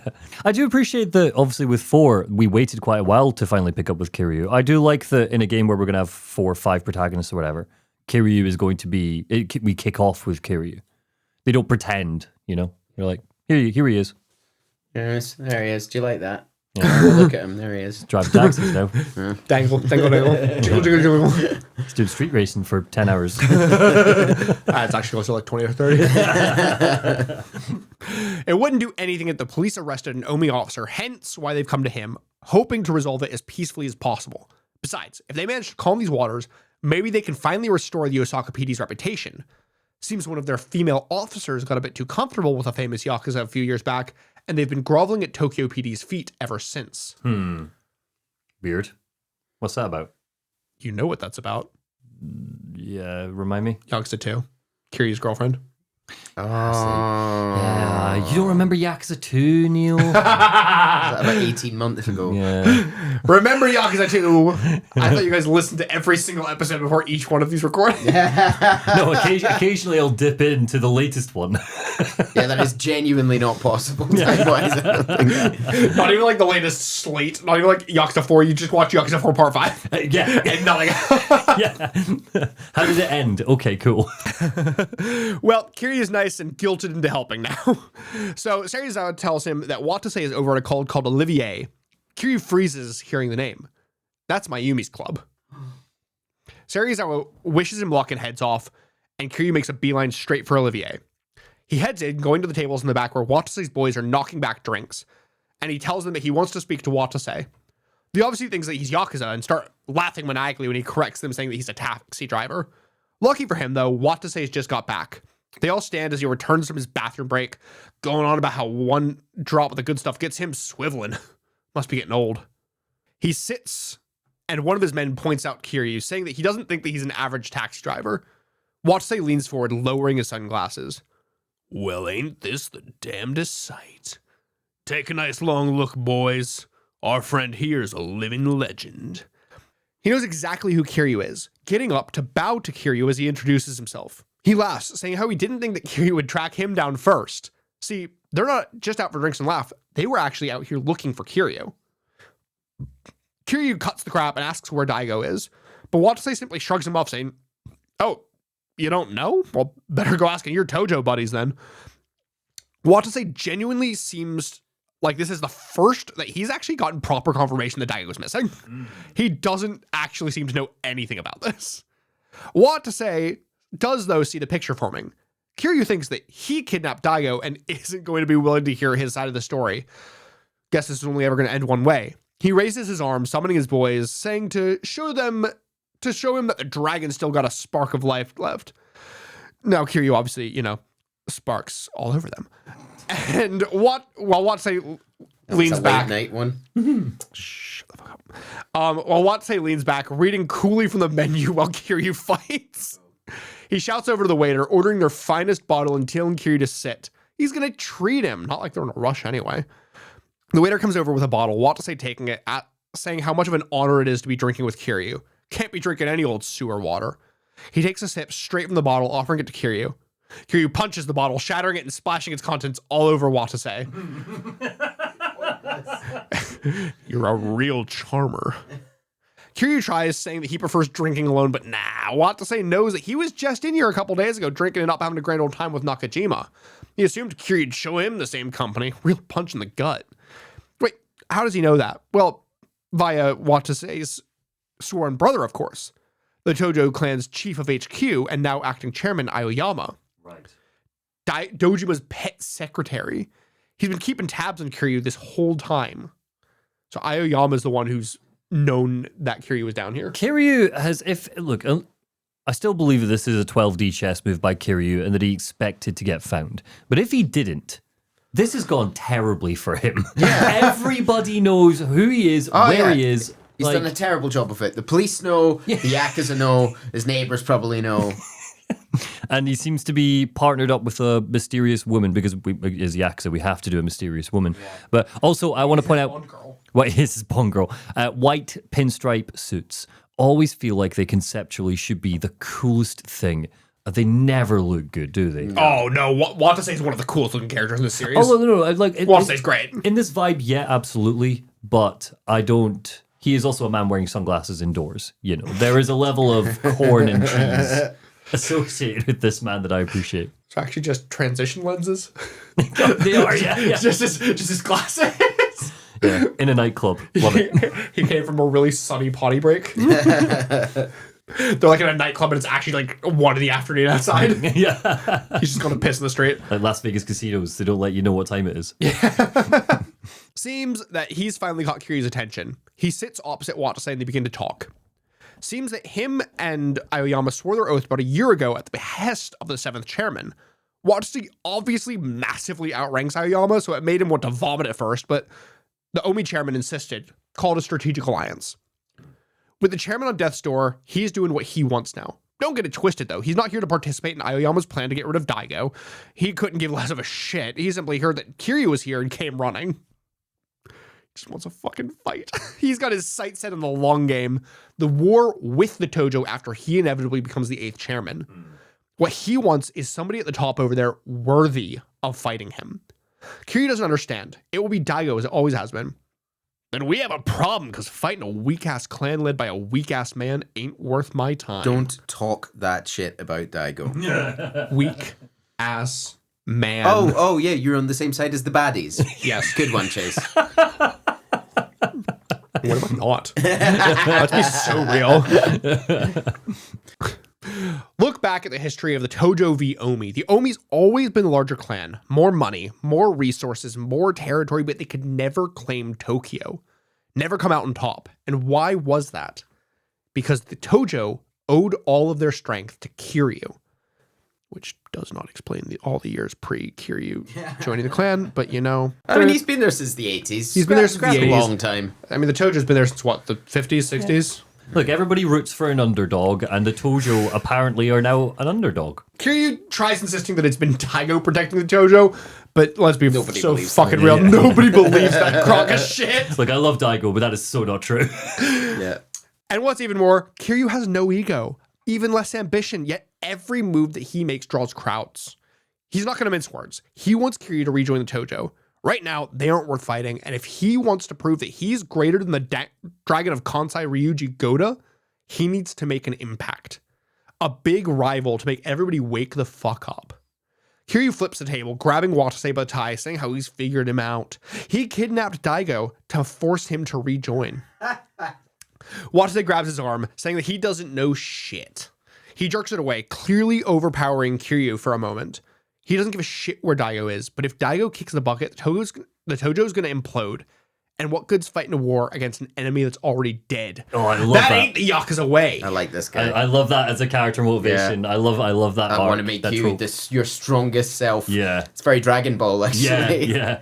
He sees Kiryu as the same as him, a bloodlust in his eyes to live the Yakuza life in glory. Kiryu simply turns and quietly walks away. You've got me pegged wrong. You consider the Yakuza a way to die. To me, being Yakuza, it's a way to live. You'll get it one day. Watase chuckles, saying that he's looking forward to it, smiling as Kiryu walks out the door. Outside, he runs into Aizawa and Morinaga, unsurprised to see them and telling them that he got to Watase first to defuse the situation that they would have made explode. He tells them that Watase didn't kidnap Daigo. He's not the type to plot some underhanded scheme, which is hilarious because I don't know if I made it clear. He spends the entire last scene just basically being like, nah, shut the fuck up. You kidnapped Daigo. Like, even literally, like, as he's walking out the door, he's like, I know you fucking kidnapped Daigo. I'm leaving, but I know you fucking kidnapped Daigo.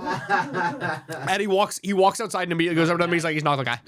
not the fucking guy.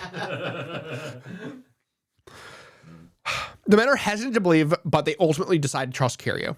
Kiryu gets them in the taxi, deciding that it's the safest place to talk since he's clearly being tailed and watched by Aoyama. They're shocked by the reveal, but it makes sense. Aoyama knows the type of man Watase is, and if he heard Kiryu was in Fukuoka, he'd come running. Meanwhile, the mere presence of the Watase family being here would push the Yamagasa family into making the alliance. The only question now is whether Daigo knew about Aoyama's plans there. Okay. You look confused. No, I'm following and I'm theorizing as we go. I am still clinging to my Kiryu knows where Daigo thing is. And you know what part of the reason is? It's a meta reason. I hope that he knows where Daigo is. Because what that would mean is that Yakuza 5, Kiryu finally starts being like an active participant in the grander conspiracy rather than a reactive one. And I just think that would be a really interesting direction for him to go. I still think he's a dummy. Yeah, dummy is also fair. It is fair. Kiryu could tell from Daigo the other day that he was willing to put his life on the line for this alliance. Would he really bring a wild card like Watase into that? In Kiryu's mind, there's only one person who could be responsible for Daigo's disappearance. Kiryu asks where Aoyama is now. Yamagasa HQ, north of here, gone to finish negotiations with Patriarch Madarame as acting chairman. They rush to HQ, battling through the mansion, and as they reach the top floor, hearing a gunshot, rushing into the chairman's office to find Patriarch Madarame on the floor, Aoyama leaning against a couch, unsurprised to see them. Seems he was never planning on actually having an equal alliance, just simply dangling cash in front of their faces and ringing them for all they were worth. But Madarame saw through him. He looks over the briefcase and cash on the table, the top layer of money removed to show a bomb hidden underneath. Oh, wow. He tried to kill Aoyama, but luckily he missed, and Aoyama was able to take him out with a knife. Morinaga can't believe that he'd go behind the chairman's back like this, but Aoyama sneers. I think you mean former chairman. I'm in charge of the Tojo now, so as long as he remains missing, what I say goes. I love your Aoyama voice. He's clearly going to be a piece of shit, right? Snivelly little shit. Yeah. In the Yakuza world, it's eat or be eaten. Why waste time negotiating with small fry like the Yamagasa when they could be eating them whole? Daigo and Kiryu, they're relics of the past. Morinaga slowly pulls Heard a gun. this before. And hearing this since game 2. Yeah. Since game 1. Morinaga slowly pulls a gun from his jacket, training it on Aoyama, demanding to know if it was him who kidnapped Daigo.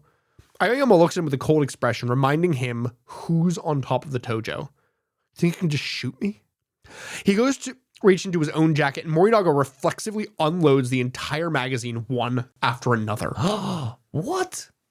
But as the smoke settles, Aoyama's fine. Oh. Simply pulled a handkerchief from his jacket. He smiles over at Morinaga, telling him that they were all just blanks. He gave him the gun. Only way he could trust him. Couldn't give a punk real bullets. What if he shot a civilian? Would have the fuzz breathing down their backs. Rubber bullets. No blanks. Blanks. Please. Sorry. Yeah. Even better. Aoyama reminds him that he's quite strict with discipline. And he knows what comes next. He goes over the corpse of Patriarch Madarame, picking up his gun before turning it, and without hesitation, unloading 5 shots into Morinaga's chest. Oh, no. I was just starting to come around on them. Oh. He falls to the ground, Aizawa and Kiryu rushing to his side. Aoyama smiles cruelly, telling Kiryu that he'd prefer if he stayed out of this, keep it internal. Just a matter of discipline. He drops the gun, putting his hands up as he kicks it over to Kiryu, falling to the ground as the Yamagasa boys come charging in. He puts on a scared face, looking up to the men, and pointing to Kiryu, shouting about how he assaulted Patriarch Madarame. They see the lifeless body of Madarame on the floor and the gun next to Kiryu's feet, and rush to get him and Aoyama into ambulances as a number of them stay behind to turn on Kiryu and the others. Kiryu shouts at Aizawa to get Morinaga out of here and to not dare let him die. He'll hold them off. He fights his way back through the mansion, finally making his way out to find Aoyama waiting for him in front of his limo. He laughs, holding up a small device, saying how it's a good thing he has this. Kiryu should be thanking him. Now there will be no trace of a fight left at the Yamagasa. He can go back to driving his taxi like nothing happened. Kiryu, realizing what it is, rushes to stop Aoyama, but it's too late. He presses a button on the detonator and the bomb briefcase goes off in a massive fireball, sending Kiryu flying. So it was not Aoyama's briefcase. I mean, it was not Maru's briefcase. Yeah. He struggles to his knees, looking up just in time to see Aoyama speeding away in the back of the limo, leaving the Yamagasa HQ nothing more than a burning pyre in his wake. Good stuff. Chapter 4, Destinations. Kiryu makes it back to his apartment the next morning to find Mayumi waiting for him, wearing a silk nightgown. He asks what she's doing as she slips the straps off her shoulders, letting it fall to the ground, walking up and holding him close. Damn. Okay. We've been together 6 months, yet we've never once had a moment like this. A little affection must be nice, right? He's a gay man. Leave him alone. Is it to hide the tattoo from her, or does she know he has the tattoo? He had it in front of her in the last scene. He changes in front of her all the time. Cool. Okay. He looks emotionless, slowly, delicately taking her hands off him and grabbing his shirt off the bed to wrap around her, covering her before he sits on the bed, asking who hired her. Mm-hmm. The Tojo knew about him at the nightclub, and the only person who knew that he was there and knew who he was is her. She's been helping the Tojo spy on him. She looks sad, Kiryu getting up to go and leave, but she stops him, telling him, Kiryu Kazuma, using his name, that there's somebody that she'd like him to meet. She takes him to a hospital, Kiryu not fully surprised at who's waiting for him in the bed. The Yamagasa Patriarch, Madarame. Kiryu's glad to see he's okay, with Madarame telling him that it's thanks to the bulletproof vest that he'd been wearing. He'd been warned that this might happen, that the Tojo clan's dealings weren't all they seemed to be. Warned by Daigo Dojima. Oh, Daigo always with the save. A step ahead. Every time. Daigo had told him that if he were to go missing, to not trust whoever approached him afterwards. It flashes back to 4 days ago. Daigo and Madarame are in a private car arranged by Madarame. Daigo thanks him, saying that he believes that one of their lives are in danger. The details of their original hotel meeting were all arranged by the Tojo, but something felt off. Usually negotiations like that are done discreetly, on the outskirts of town, in windowless rooms. But a hotel in the middle of Nagasugai? In a room with large windows? They were asking to get shot. Not to mention the hotel was a labyrinth. No way they'd be able to seal off all the routes if the police raided it. That is to say, clearly there's a traitor in the Tojo ranks. He proceeds to ask Madarame a favor. After this meeting is over, to please stick to the story that he's about to tell him. And he apologizes that he'll be disappearing afterwards. That's right. Daigo wasn't kidnapped at all, but rather escaped Fukuoka of his own accord, using the confusion and assumptions that the Yamagasa kidnapped him out of cover. He told Madarame that there was something that he needed to check before he returned to Tokyo, and that he needed to get off the grid to do that. But is it something to do with the traitor? Well, it seems that prior to all this, Daigo was already suspicious of Aoyama. So, given that he didn't explicitly name Aoyama as the traitor, it likely means that he's not the real one. Yeah. Madarame proceeds to apologize, saying that it was him who had hired Mayumi to spy on him and leak his whereabouts to the Tojo at Daigo's request. Daigo had asked him to keep an eye on Kiryu in Fukuoka, as well as to help him keep his cover. So, okay. So it's like Game of Thrones. Then his disappearance is like what Tyrion does with the council to find out who the bad eggs are, where he tells them all different stuff. So his disappearance is effectively to get the traitor out and find out any other bad eggs while he's at it. Okay, He's clever. God, that's a good move. The die goat. Fuck off. Oh, Lord. Seems that Daigo knew the whole time where Kiryu was, and all he wanted was to allow Kiryu to live in peace, to not get dragged back in. He came all the way down to Fukuoka to ask a small outfit like the Yamagasa for help, all for Kiryu. He tells Kiryu that Mayumi is his daughter, the only one that he could trust to a task as important as keeping the fourth chairman safe. Although if he'd known about half the kind of the man Kiryu was, he maybe have thought twice about letting her get anywhere near him. He cracks a small smile, saying how she's clearly fallen for him. He tells Kiryu Did that you just call me handsome? just call me hot. So many thoughts. I don't know what to do. He tells Kiryu that as her father, he struggles to see her conflicted with feelings that will never be reciprocated. She hands him a small envelope off the bedside table, which he gives to Kiryu with a small bow. Kiryu opens it and reads what's inside in shock. A declaration dissolving the Yamagasa family, and he'd like for Kiryu to please deliver it to the police. Wow. Seems that his little castle's gotten too big. He took in more kids than he was ever equipped to handle, and it's put strain not only on them, but their relationship with the Tojo. Best he can do now is make sure that his boys get a chance at life. This is the best way to keep them safe in the oncoming war. I like the parallels between this and Kiryu at the orphanage, sort of deciding what is best in terms of trying to set up his kids in their life. That's nice. Madarame would love to be the one to convince them himself, but look at him. And besides, if it was coming from Kiryu, maybe Yahata, who you remember is the captain, might actually accept it. He lost his fight to Kiryu fair and square, so he respects him. I completely forgot to say that we fought Yahata in the HQ. Yeah. It wasn't even like a boss fight. He was just a rando in a room with other ads. Suddenly a Yahata appears. Yeah, so Madarame bows, asking Kiryu. I think it was him who rushed in when they said, "Oh no, Madarame got shot." So he was the one who kind of assumed Kiryu was the one who shot Madarame. Anyhow, Madarame bows, asking Kiryu once more to please do it for him, and Kiryu turns to leave. As he does, Mayumi calls out, telling him that she'll do whatever it takes to make up for deceiving him. So please grant her father's wish. Oh, she's going to give up everything to make that up to him in the final scene of this game. Yeah. Oh, boy. He takes a moment before holding the letter up, saying that he'll do it.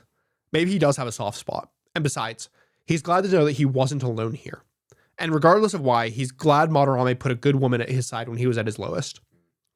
He thanks them, promising that he won't let Aoyama get away with it, and heads off. Mayumi watches as he goes, Madarame apologizing to her, but telling her that if it's what she really wants, she should go after him now. He won't get in her way. She falls to her knees, her head in her father's lap, crying, begging him to not say another word. It's hard enough as it is. He puts a hand on her head, comforting her as she mourns. Aww. Go. Get that D, my child. Kiryu heads back into town to find Yahata, making a quick pit stop to fight off some zombie vampires. With the legendary blade of light, Hazy Moon. Oh, okay. Yeah. The man's wearing white makeup and he's got red contact lenses in. It's a zombie vampire. Now, we have seen supernatural light side stuff, haven't we? Yeah. Zombie vampire. I mean, look at his ears; they're pointy. Next. Do we need to know any more about this? He also needs to reclaim his belt as the masked wrestler Dragon Mask. Hey! Yes. You've been holding out on us, Chase. This is where the real story is. No wrestler cameos this game, though, I take it. There are. I don't know if I included them. I also don't know who they are. He spends the next few hours tracking down Yahata through every red tracksuit punk in town until he finally manages to find their headsuit. Tracksuit. I think this is one of the various times where I message you saying, thank God I'm cutting things. This is about 30 to 45 minutes of gameplay that you just go from red tracksuit to red tracksuit to red tracksuit, fighting people until you finally find them. Despite almost accidentally setting their hideout on fire with a fuel can and a space heater, he makes it up to the top where Yahata's waiting with some of his boys. Love it. He delivers Madarame's letter saying how he seems to think that the Yamagasa are on a collision course with the Tojo and that he wrote this to protect them. Yahata looks conflicted at the letter, but after he finishes reading it, he hands it back. Kiryu's confused, having thought Yahara would have torn it up, but no, they're only living on this green earth to serve Patriarch Madarame. It doesn't matter what happens to the family. They're going to avenge their boss either way. They're not tense, though. They know it wasn't Kiryu who put their boss in the hospital. It was that Aoyama fucker. This ain't about turf. This is pure Yakuza pride. Love it. I love it when it's something nice and simple. Yeah. Also, that letter is basically just, you are laid off. You've been P45. Is there a severance package for them? Or is it like... To be fair, it's you've been laid off in a way that legally makes you technically not a criminal. Right, but Like, also, be free, my children, here's no more income. I mean, yes, but also be free and now the cops can't get you I guess. for being a prior Yakuza. Yeah. All right, then. Kiryu takes the letter back and rips it up. Yamagasa family is back on the menu, boys. Kiryu needs the Yamagasa around to keep the balance, and we are not doing a fucking power vacuum plot this time. Yay. And besides, Yakuza infighting is really bad for the taxi business. Now, Yahara doesn't know how to take Kiryu jerking their dicks around like this. But hey, Kiryu's not going to say that they shouldn't revenge suicide at Aoyama. But first, they got to go through him. One hit. That's all it will take to floor you. You may have beaten me once, but I've never lost in a rematch. First round was just a warm-up. I'm putting you in the ground this time. He says with a big bandage on his head and a little bit dizzy from the last round. Then shut the fuck up and show me. You do literally fight him, and one punch later he goes down. Oh, that's fun. Yahara can't even stand up, but he doesn't want to give up. He can't let the Tojo take Fukuoka out from under them. And Kiryu promises that he won't let them. Like he said, the Yamagasa family aren't going anywhere. He's going to crush the Tojo himself. Every last one of them down in Fukuoka. Elsewhere, Aoyama's driving in his car right after a beer. Hey, that bump, it's shaped like a deer. But neither of you get this reference. I absolutely put this in for the audience, not you. And so I have to keep that, do I? You do, yeah. Especially because I said to like 3 people and they all cracked up at it. His associate picks up the phone. It was a Deltarune reference if you weren't getting. Oh, I've played Deltarune. I just didn't get it. My bad. Wasn't paying attention. Oh, you've played it, but you're not in the fandom? Oh, yeah, I'm not. It's a fandom meme. Yeah. His associate picks up the phone, offering it to Aoyama, saying that this is Yahara. He laughs, surprised but unbothered by the fact that Yahara survived the explosion, saying how he's probably looking to cut a deal. He picks up, telling Yahara that their families are in open war. He won't be making any deals. He keeps listening, clearly getting more and more confused by what he's hearing from Yahara over the phone. And it cuts back to Yahara's office where he's lounging on the couch, spitting mad shit down the phone about how he's going to get his revenge. And they might as well make a good old spectacle out of it. Tomorrow night, Hakata Pier, Warehouse 27. I've been looking forward to caving your damn face in. I like Yahara. Yeah, I don't know why he would assume that they're going to fight honorably given the inciting incident for all of this. That's a good point. That's a really good point. He hangs up the phone, turning around, much more timid and calm. That good enough? Kiryu-san? Why is he on Southern? Kiryu-san? And Kiryu simply just smiles. Back in the car, Aoyama looks bothered, telling his associates that they want an old-fashioned brawl. Like an old-school fistfight? Don't let them get under your skin, acting chairman. Aoyama grits his teeth, slapping the man. The mighty Tojo can't back down from some backwater hicks. Once we have control of their turf, we'll need their reputation to demand respect. Put out the word to every man in Fukuoka. That sworn brother of mine may finally have some use too. Back in the office, Yahara is hesitant about waiting till the next day, saying how they shouldn't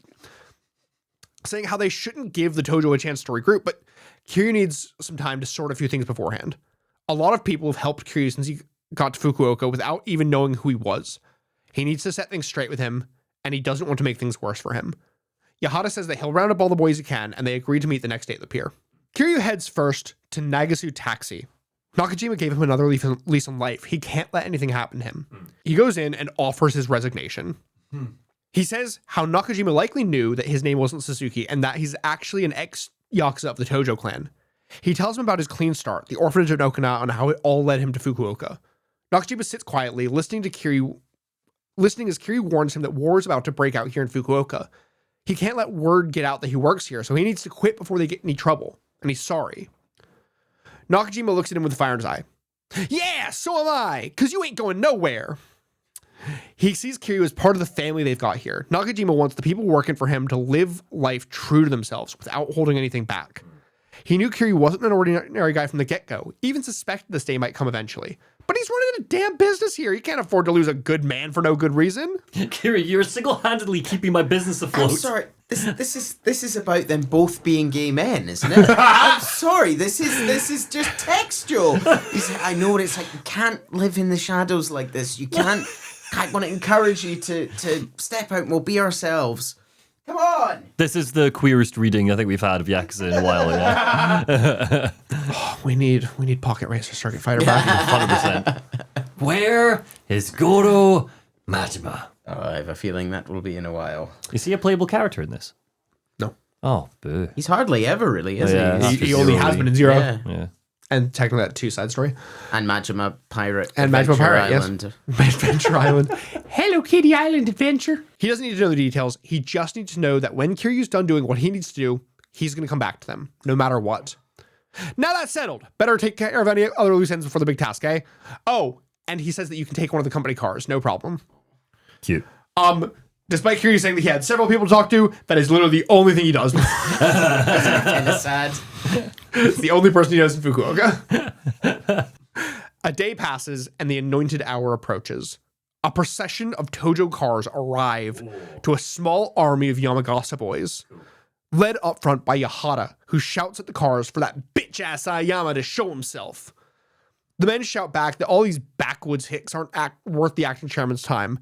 But of course he is there, waiting in one of the cars further back with Watase sat in the seat beside him. Watase is making fun of him for sitting it out, saying, oh, nothing gets the adrenaline punching guys hard and fast. Aoyama isn't like Watase and Kiryu, though. He gets no pleasure in brutality. He'll act his role as the general commanding an army from up on high. Watase he's brought as an insurance policy, in case a certain someone shows up. The men on both sides approach, ready to start the brawl. But before they can, the flash of headlights illuminates their faces as a singular taxi cab comes screeching down the aisle between them. It's literally like that warehouse door opens and he just comes screeching out right down the aisle between them. He's a big dummy, but he knows how to make an entrance, doesn't he? The door flies open, Kiryu stepping out. Sorry, but this fight's mine. The Tojo immediately recognize Kiryu, thinking that he's here to fight on their side. No, they don't deserve him. He's here to teach them a lesson. I thought you'd show eventually. The crowd splits as Aoyama comes walking towards... Why on earth would you come walking up? You're like, right, the worst case scenario here is if this guy shows up. That's why I've got you to sit next to me, just in the off chance. Oh, he's here. Right, I'll be back in a minute. You didn't let me finish the sentence that Watase's right next to him. Okay, well, still, I feel like stay in the car. He's stepping out with his guard dog. It's fine. Kiryu announces that Aoyama failed to destroy the Yamagasa. Madarame lives. But no! Aoyama 12D chess moves that he never intended to kill Madarame, obviously. He totally just wanted to ruffle some feathers, duh. Obviously, that's why he used a bomb. It's only a measly half measure. Sure, yeah, no worries. He just wanted to fight the Yamagasa, and besides, Madarame dying would be very inconvenient for him. At least until Dojima finally turns up. Madarame is the bait. Anyhow, none of that matters, right? Because it's fight time, right? Boss fight. Kiryu has to confirm. If Kiryu takes all of the Tojo out himself, it's not a war between families, right? Aoyama shocked Pikachu faces at him, but Kiryu reiterates, if he goes 1v1 with the entire Tojo clan, that's just a civilian fighting some Yakuza, not a big war. Even though he's clearly representing a side. Yeah, but he's a civilian. Everyone on both sides clearly don't know Kazuma Kiryu because they all think he's a fucking psychopathic lunatic. But Aoyama laughs. A war isn't about who locks fist with whom anymore. You old timers never change. A fist flies clean across his jaw, sending him flying like 5 feet away to the ground. One thing I didn't want to happen. Above him, Watase looks down at him Oh. Yeah, it's like, this is the fight I wanted, right? with a look of utter rage and disgust. Watch your fucking mouth. He turns to Kiryu, accepting his conditions. Aoyama trying to protest, but Watase turning him back onto a scowl. Absolutely pulling rank here. You really want to challenge me, brother? The brawl is glorious. It's one of my favorite fights in this entire series. It's like 40 armed men versus Kiryu just beating the ever-living shit out of them. You can like pick them up, throw them into each other, take their weapons. They all have weapons. You can like, some of them have swords. He grabs them, slash across their chest. One guy turns up with a shotgun and just friendly fires on all his pals while Kiryu bashes his head in with it. Can I just be clear, when you say the katana across the chest, that's non-lethal, correct? It is, yes. Yeah, Good, rubber katana. Rubber katana. Rubber katana. Nobody's dying here. He's beating the ever-loving shit out of them, but he's not beating like their life. You know, at one point, a bunch of dudes just walk up with a straight up rocket launcher, multiple. And Kiryu just like squares up and stares them down as he casually turns to the side to dodge them and watches as they blow up behind him. Oh my god! They just like fly past his face as he like sidesteps. Awesome. And so not a fucking person can comprehend what the fuck they're watching as Kiryu just straight up decimates an entire army. But seeing victory slipping through their fingers, Aoyama tries pulling a gun, shouting about how he's done playing games. But Watase has no time for dishonor, and he grabs the gun from his hands.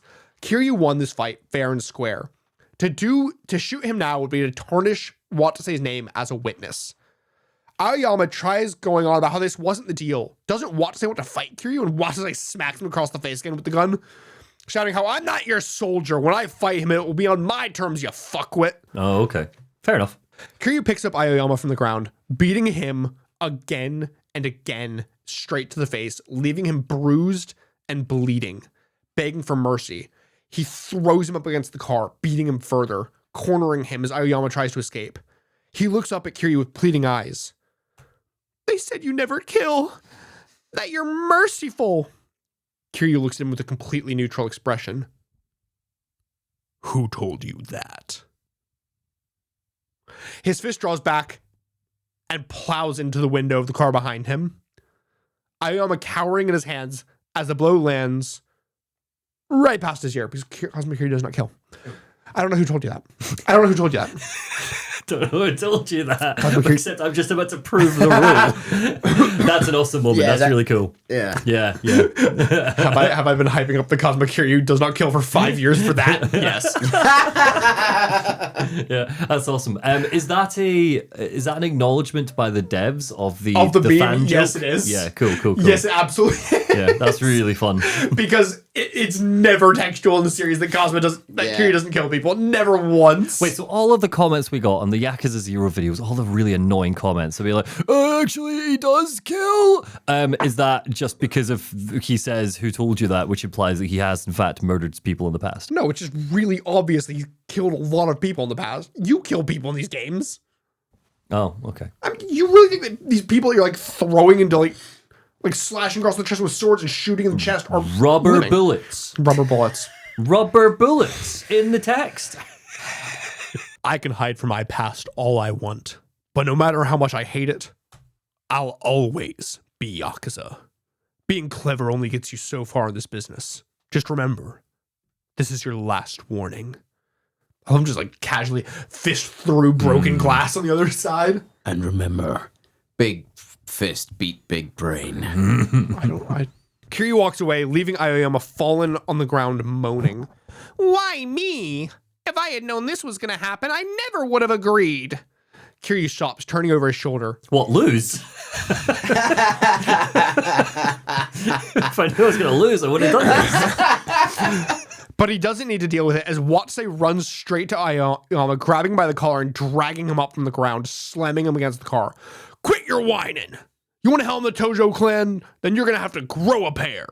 Or are you determined to disappoint me? Aoyama looks at him, a broken man, saying how he only did what he was told. That all he had to do was lure Kiryu out of hiding. What? Who gave you that order? It was your bang! Blood splatters across Watase's face as a bullet flies clean through Aoyama's head. Fatality. Daigo told him. You talk too much, acting chairman. Kiryu's eyes go wide. You. From a car in the back of the procession walks Morinaga, gun drawn. What? Oh.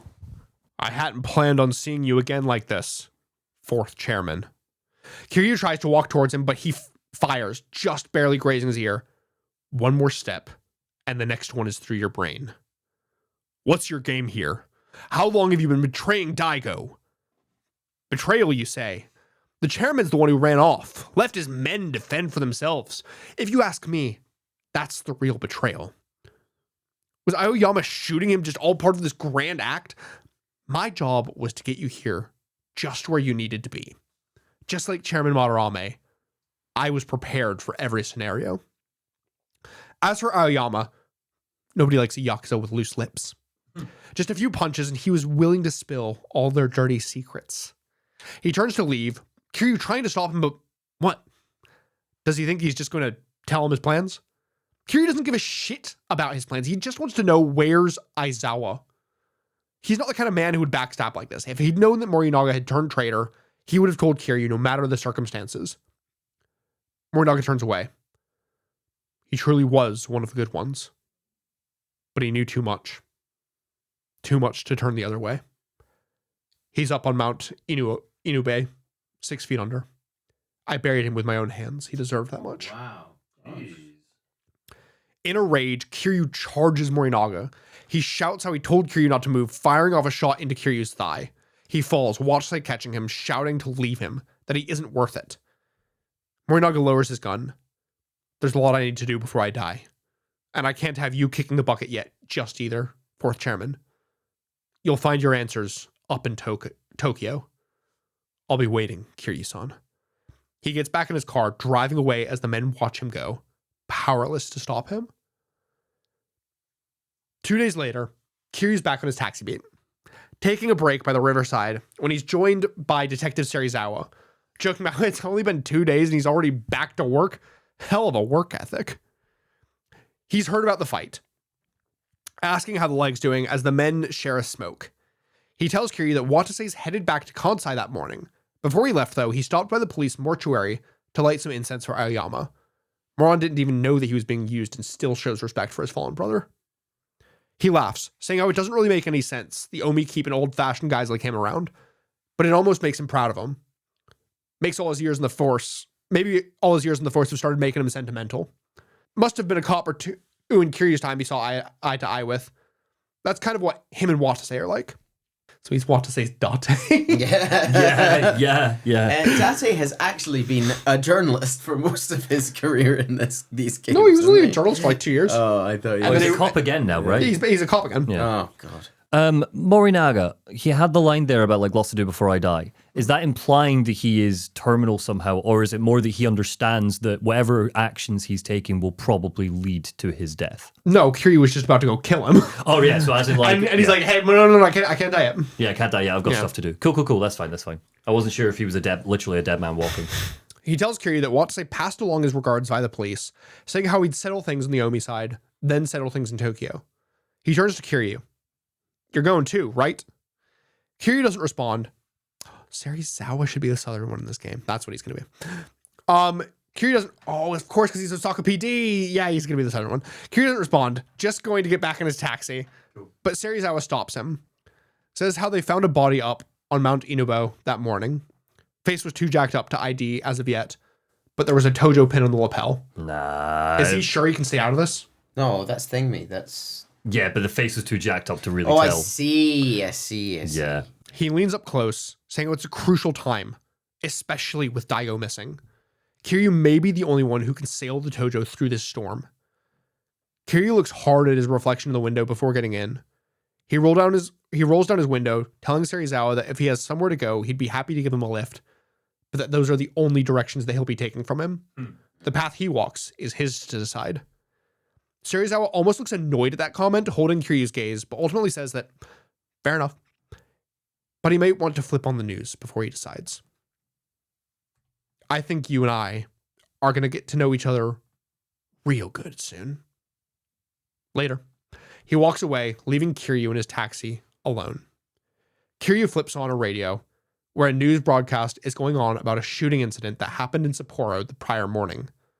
Hokkaido police have determined that the victim was a senior member of Kanto's organized crime syndicate, the Tojo clan. He's been identified as Goro Majima. What?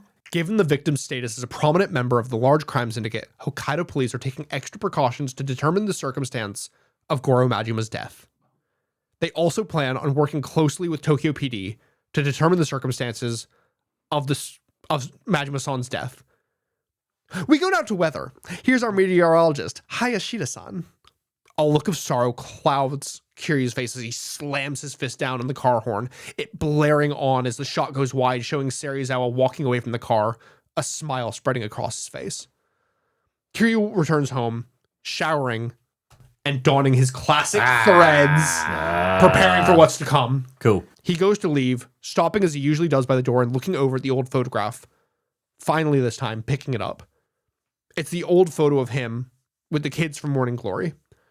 He looks at it, softly whispering, "Sorry, Haruka," before putting it down and heading off. Ooh, okay. I thought it was going to be a picture of Goromi.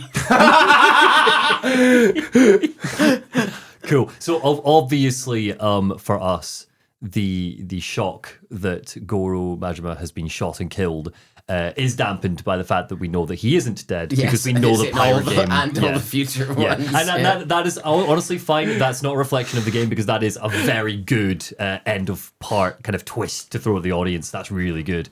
I still believe that the Kiryu's in on it. You can just live in the the journey of how did he survive. Yes. Well, totally, yeah. Like it doesn't dampen like the I wonder what's been happening with Majima situation. That's really cool. Are you willing to tell us who our next character is No. for part 2? No. Nah. Oh, okay. No. Secrets. Secrets. Cool. But with that, are there any more thoughts? Our boy's back. Our boy is back. I thought it was interesting. It was almost like a whole self-contained Yakuza game. It was almost like a whole self-contained Yakuza game in one part. Mm-hmm. You know? It was like, no, you know what I mean? So that is kind of what 5 feels like. And it's both to its strength and its detriment, is each part ends up feeling kind of like its own story, its own mystery. But it also does make the wider conspiracy kind of feel like it ramps up and then goes back to start, and ramps up and goes back to start, ramps up. So we're going to kind of get this a lot where it's like, when you go to the next part, well, we're back at square one of a new story, which is great from like a self-contained story perspective, but like...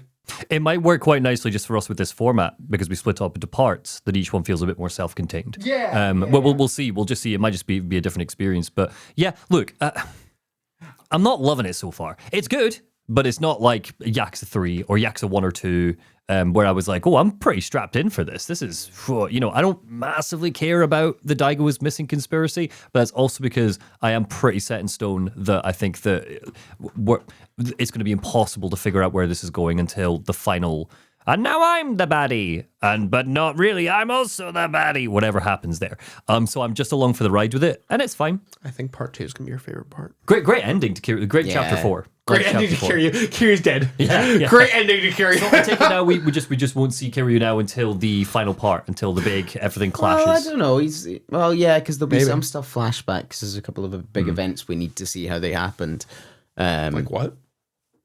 Majima, which will be part 2. You'll be playing as Majima in the flashback. Yes, of course, obviously. Yeah. Playing Majima in the flashback when Kiryu shoots him, Yeah, and weird that we're here and we still don't know why he went into hiding.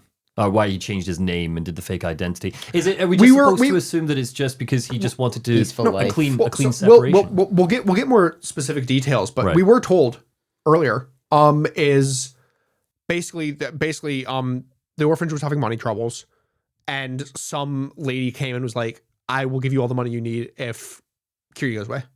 Yeah. But it doesn't explain why he had to change his name. Oh, he's just going to hide. He's famous. Yeah, it's just to get... It's basically just that. He doesn't want the connection. Oh, okay. I just kind of thought there was going to be some double twist there, but if that's it, then we'll get more specific details. There's like more to it. It's essentially that. Yeah, cool. I guess it's supposed to be kind of a thematic explanation to, like, he's not really Kiryu until the end of his part when he dons his suit and he goes out and he does more Yakuza stuff. Right? It's just he tried to leave it behind. Also, that from a textual, I will just tell you up front. Part of it is that he doesn't want his name in connection with Haruka, who's now trying to make her name as a public idol. Gotcha. Yeah, of course, because then that's going to get in the way of her dreams. Exactly. Yeah. Cool. So that's part of it. Is he changed his name so he could go into hiding. What is Kiryu's dream?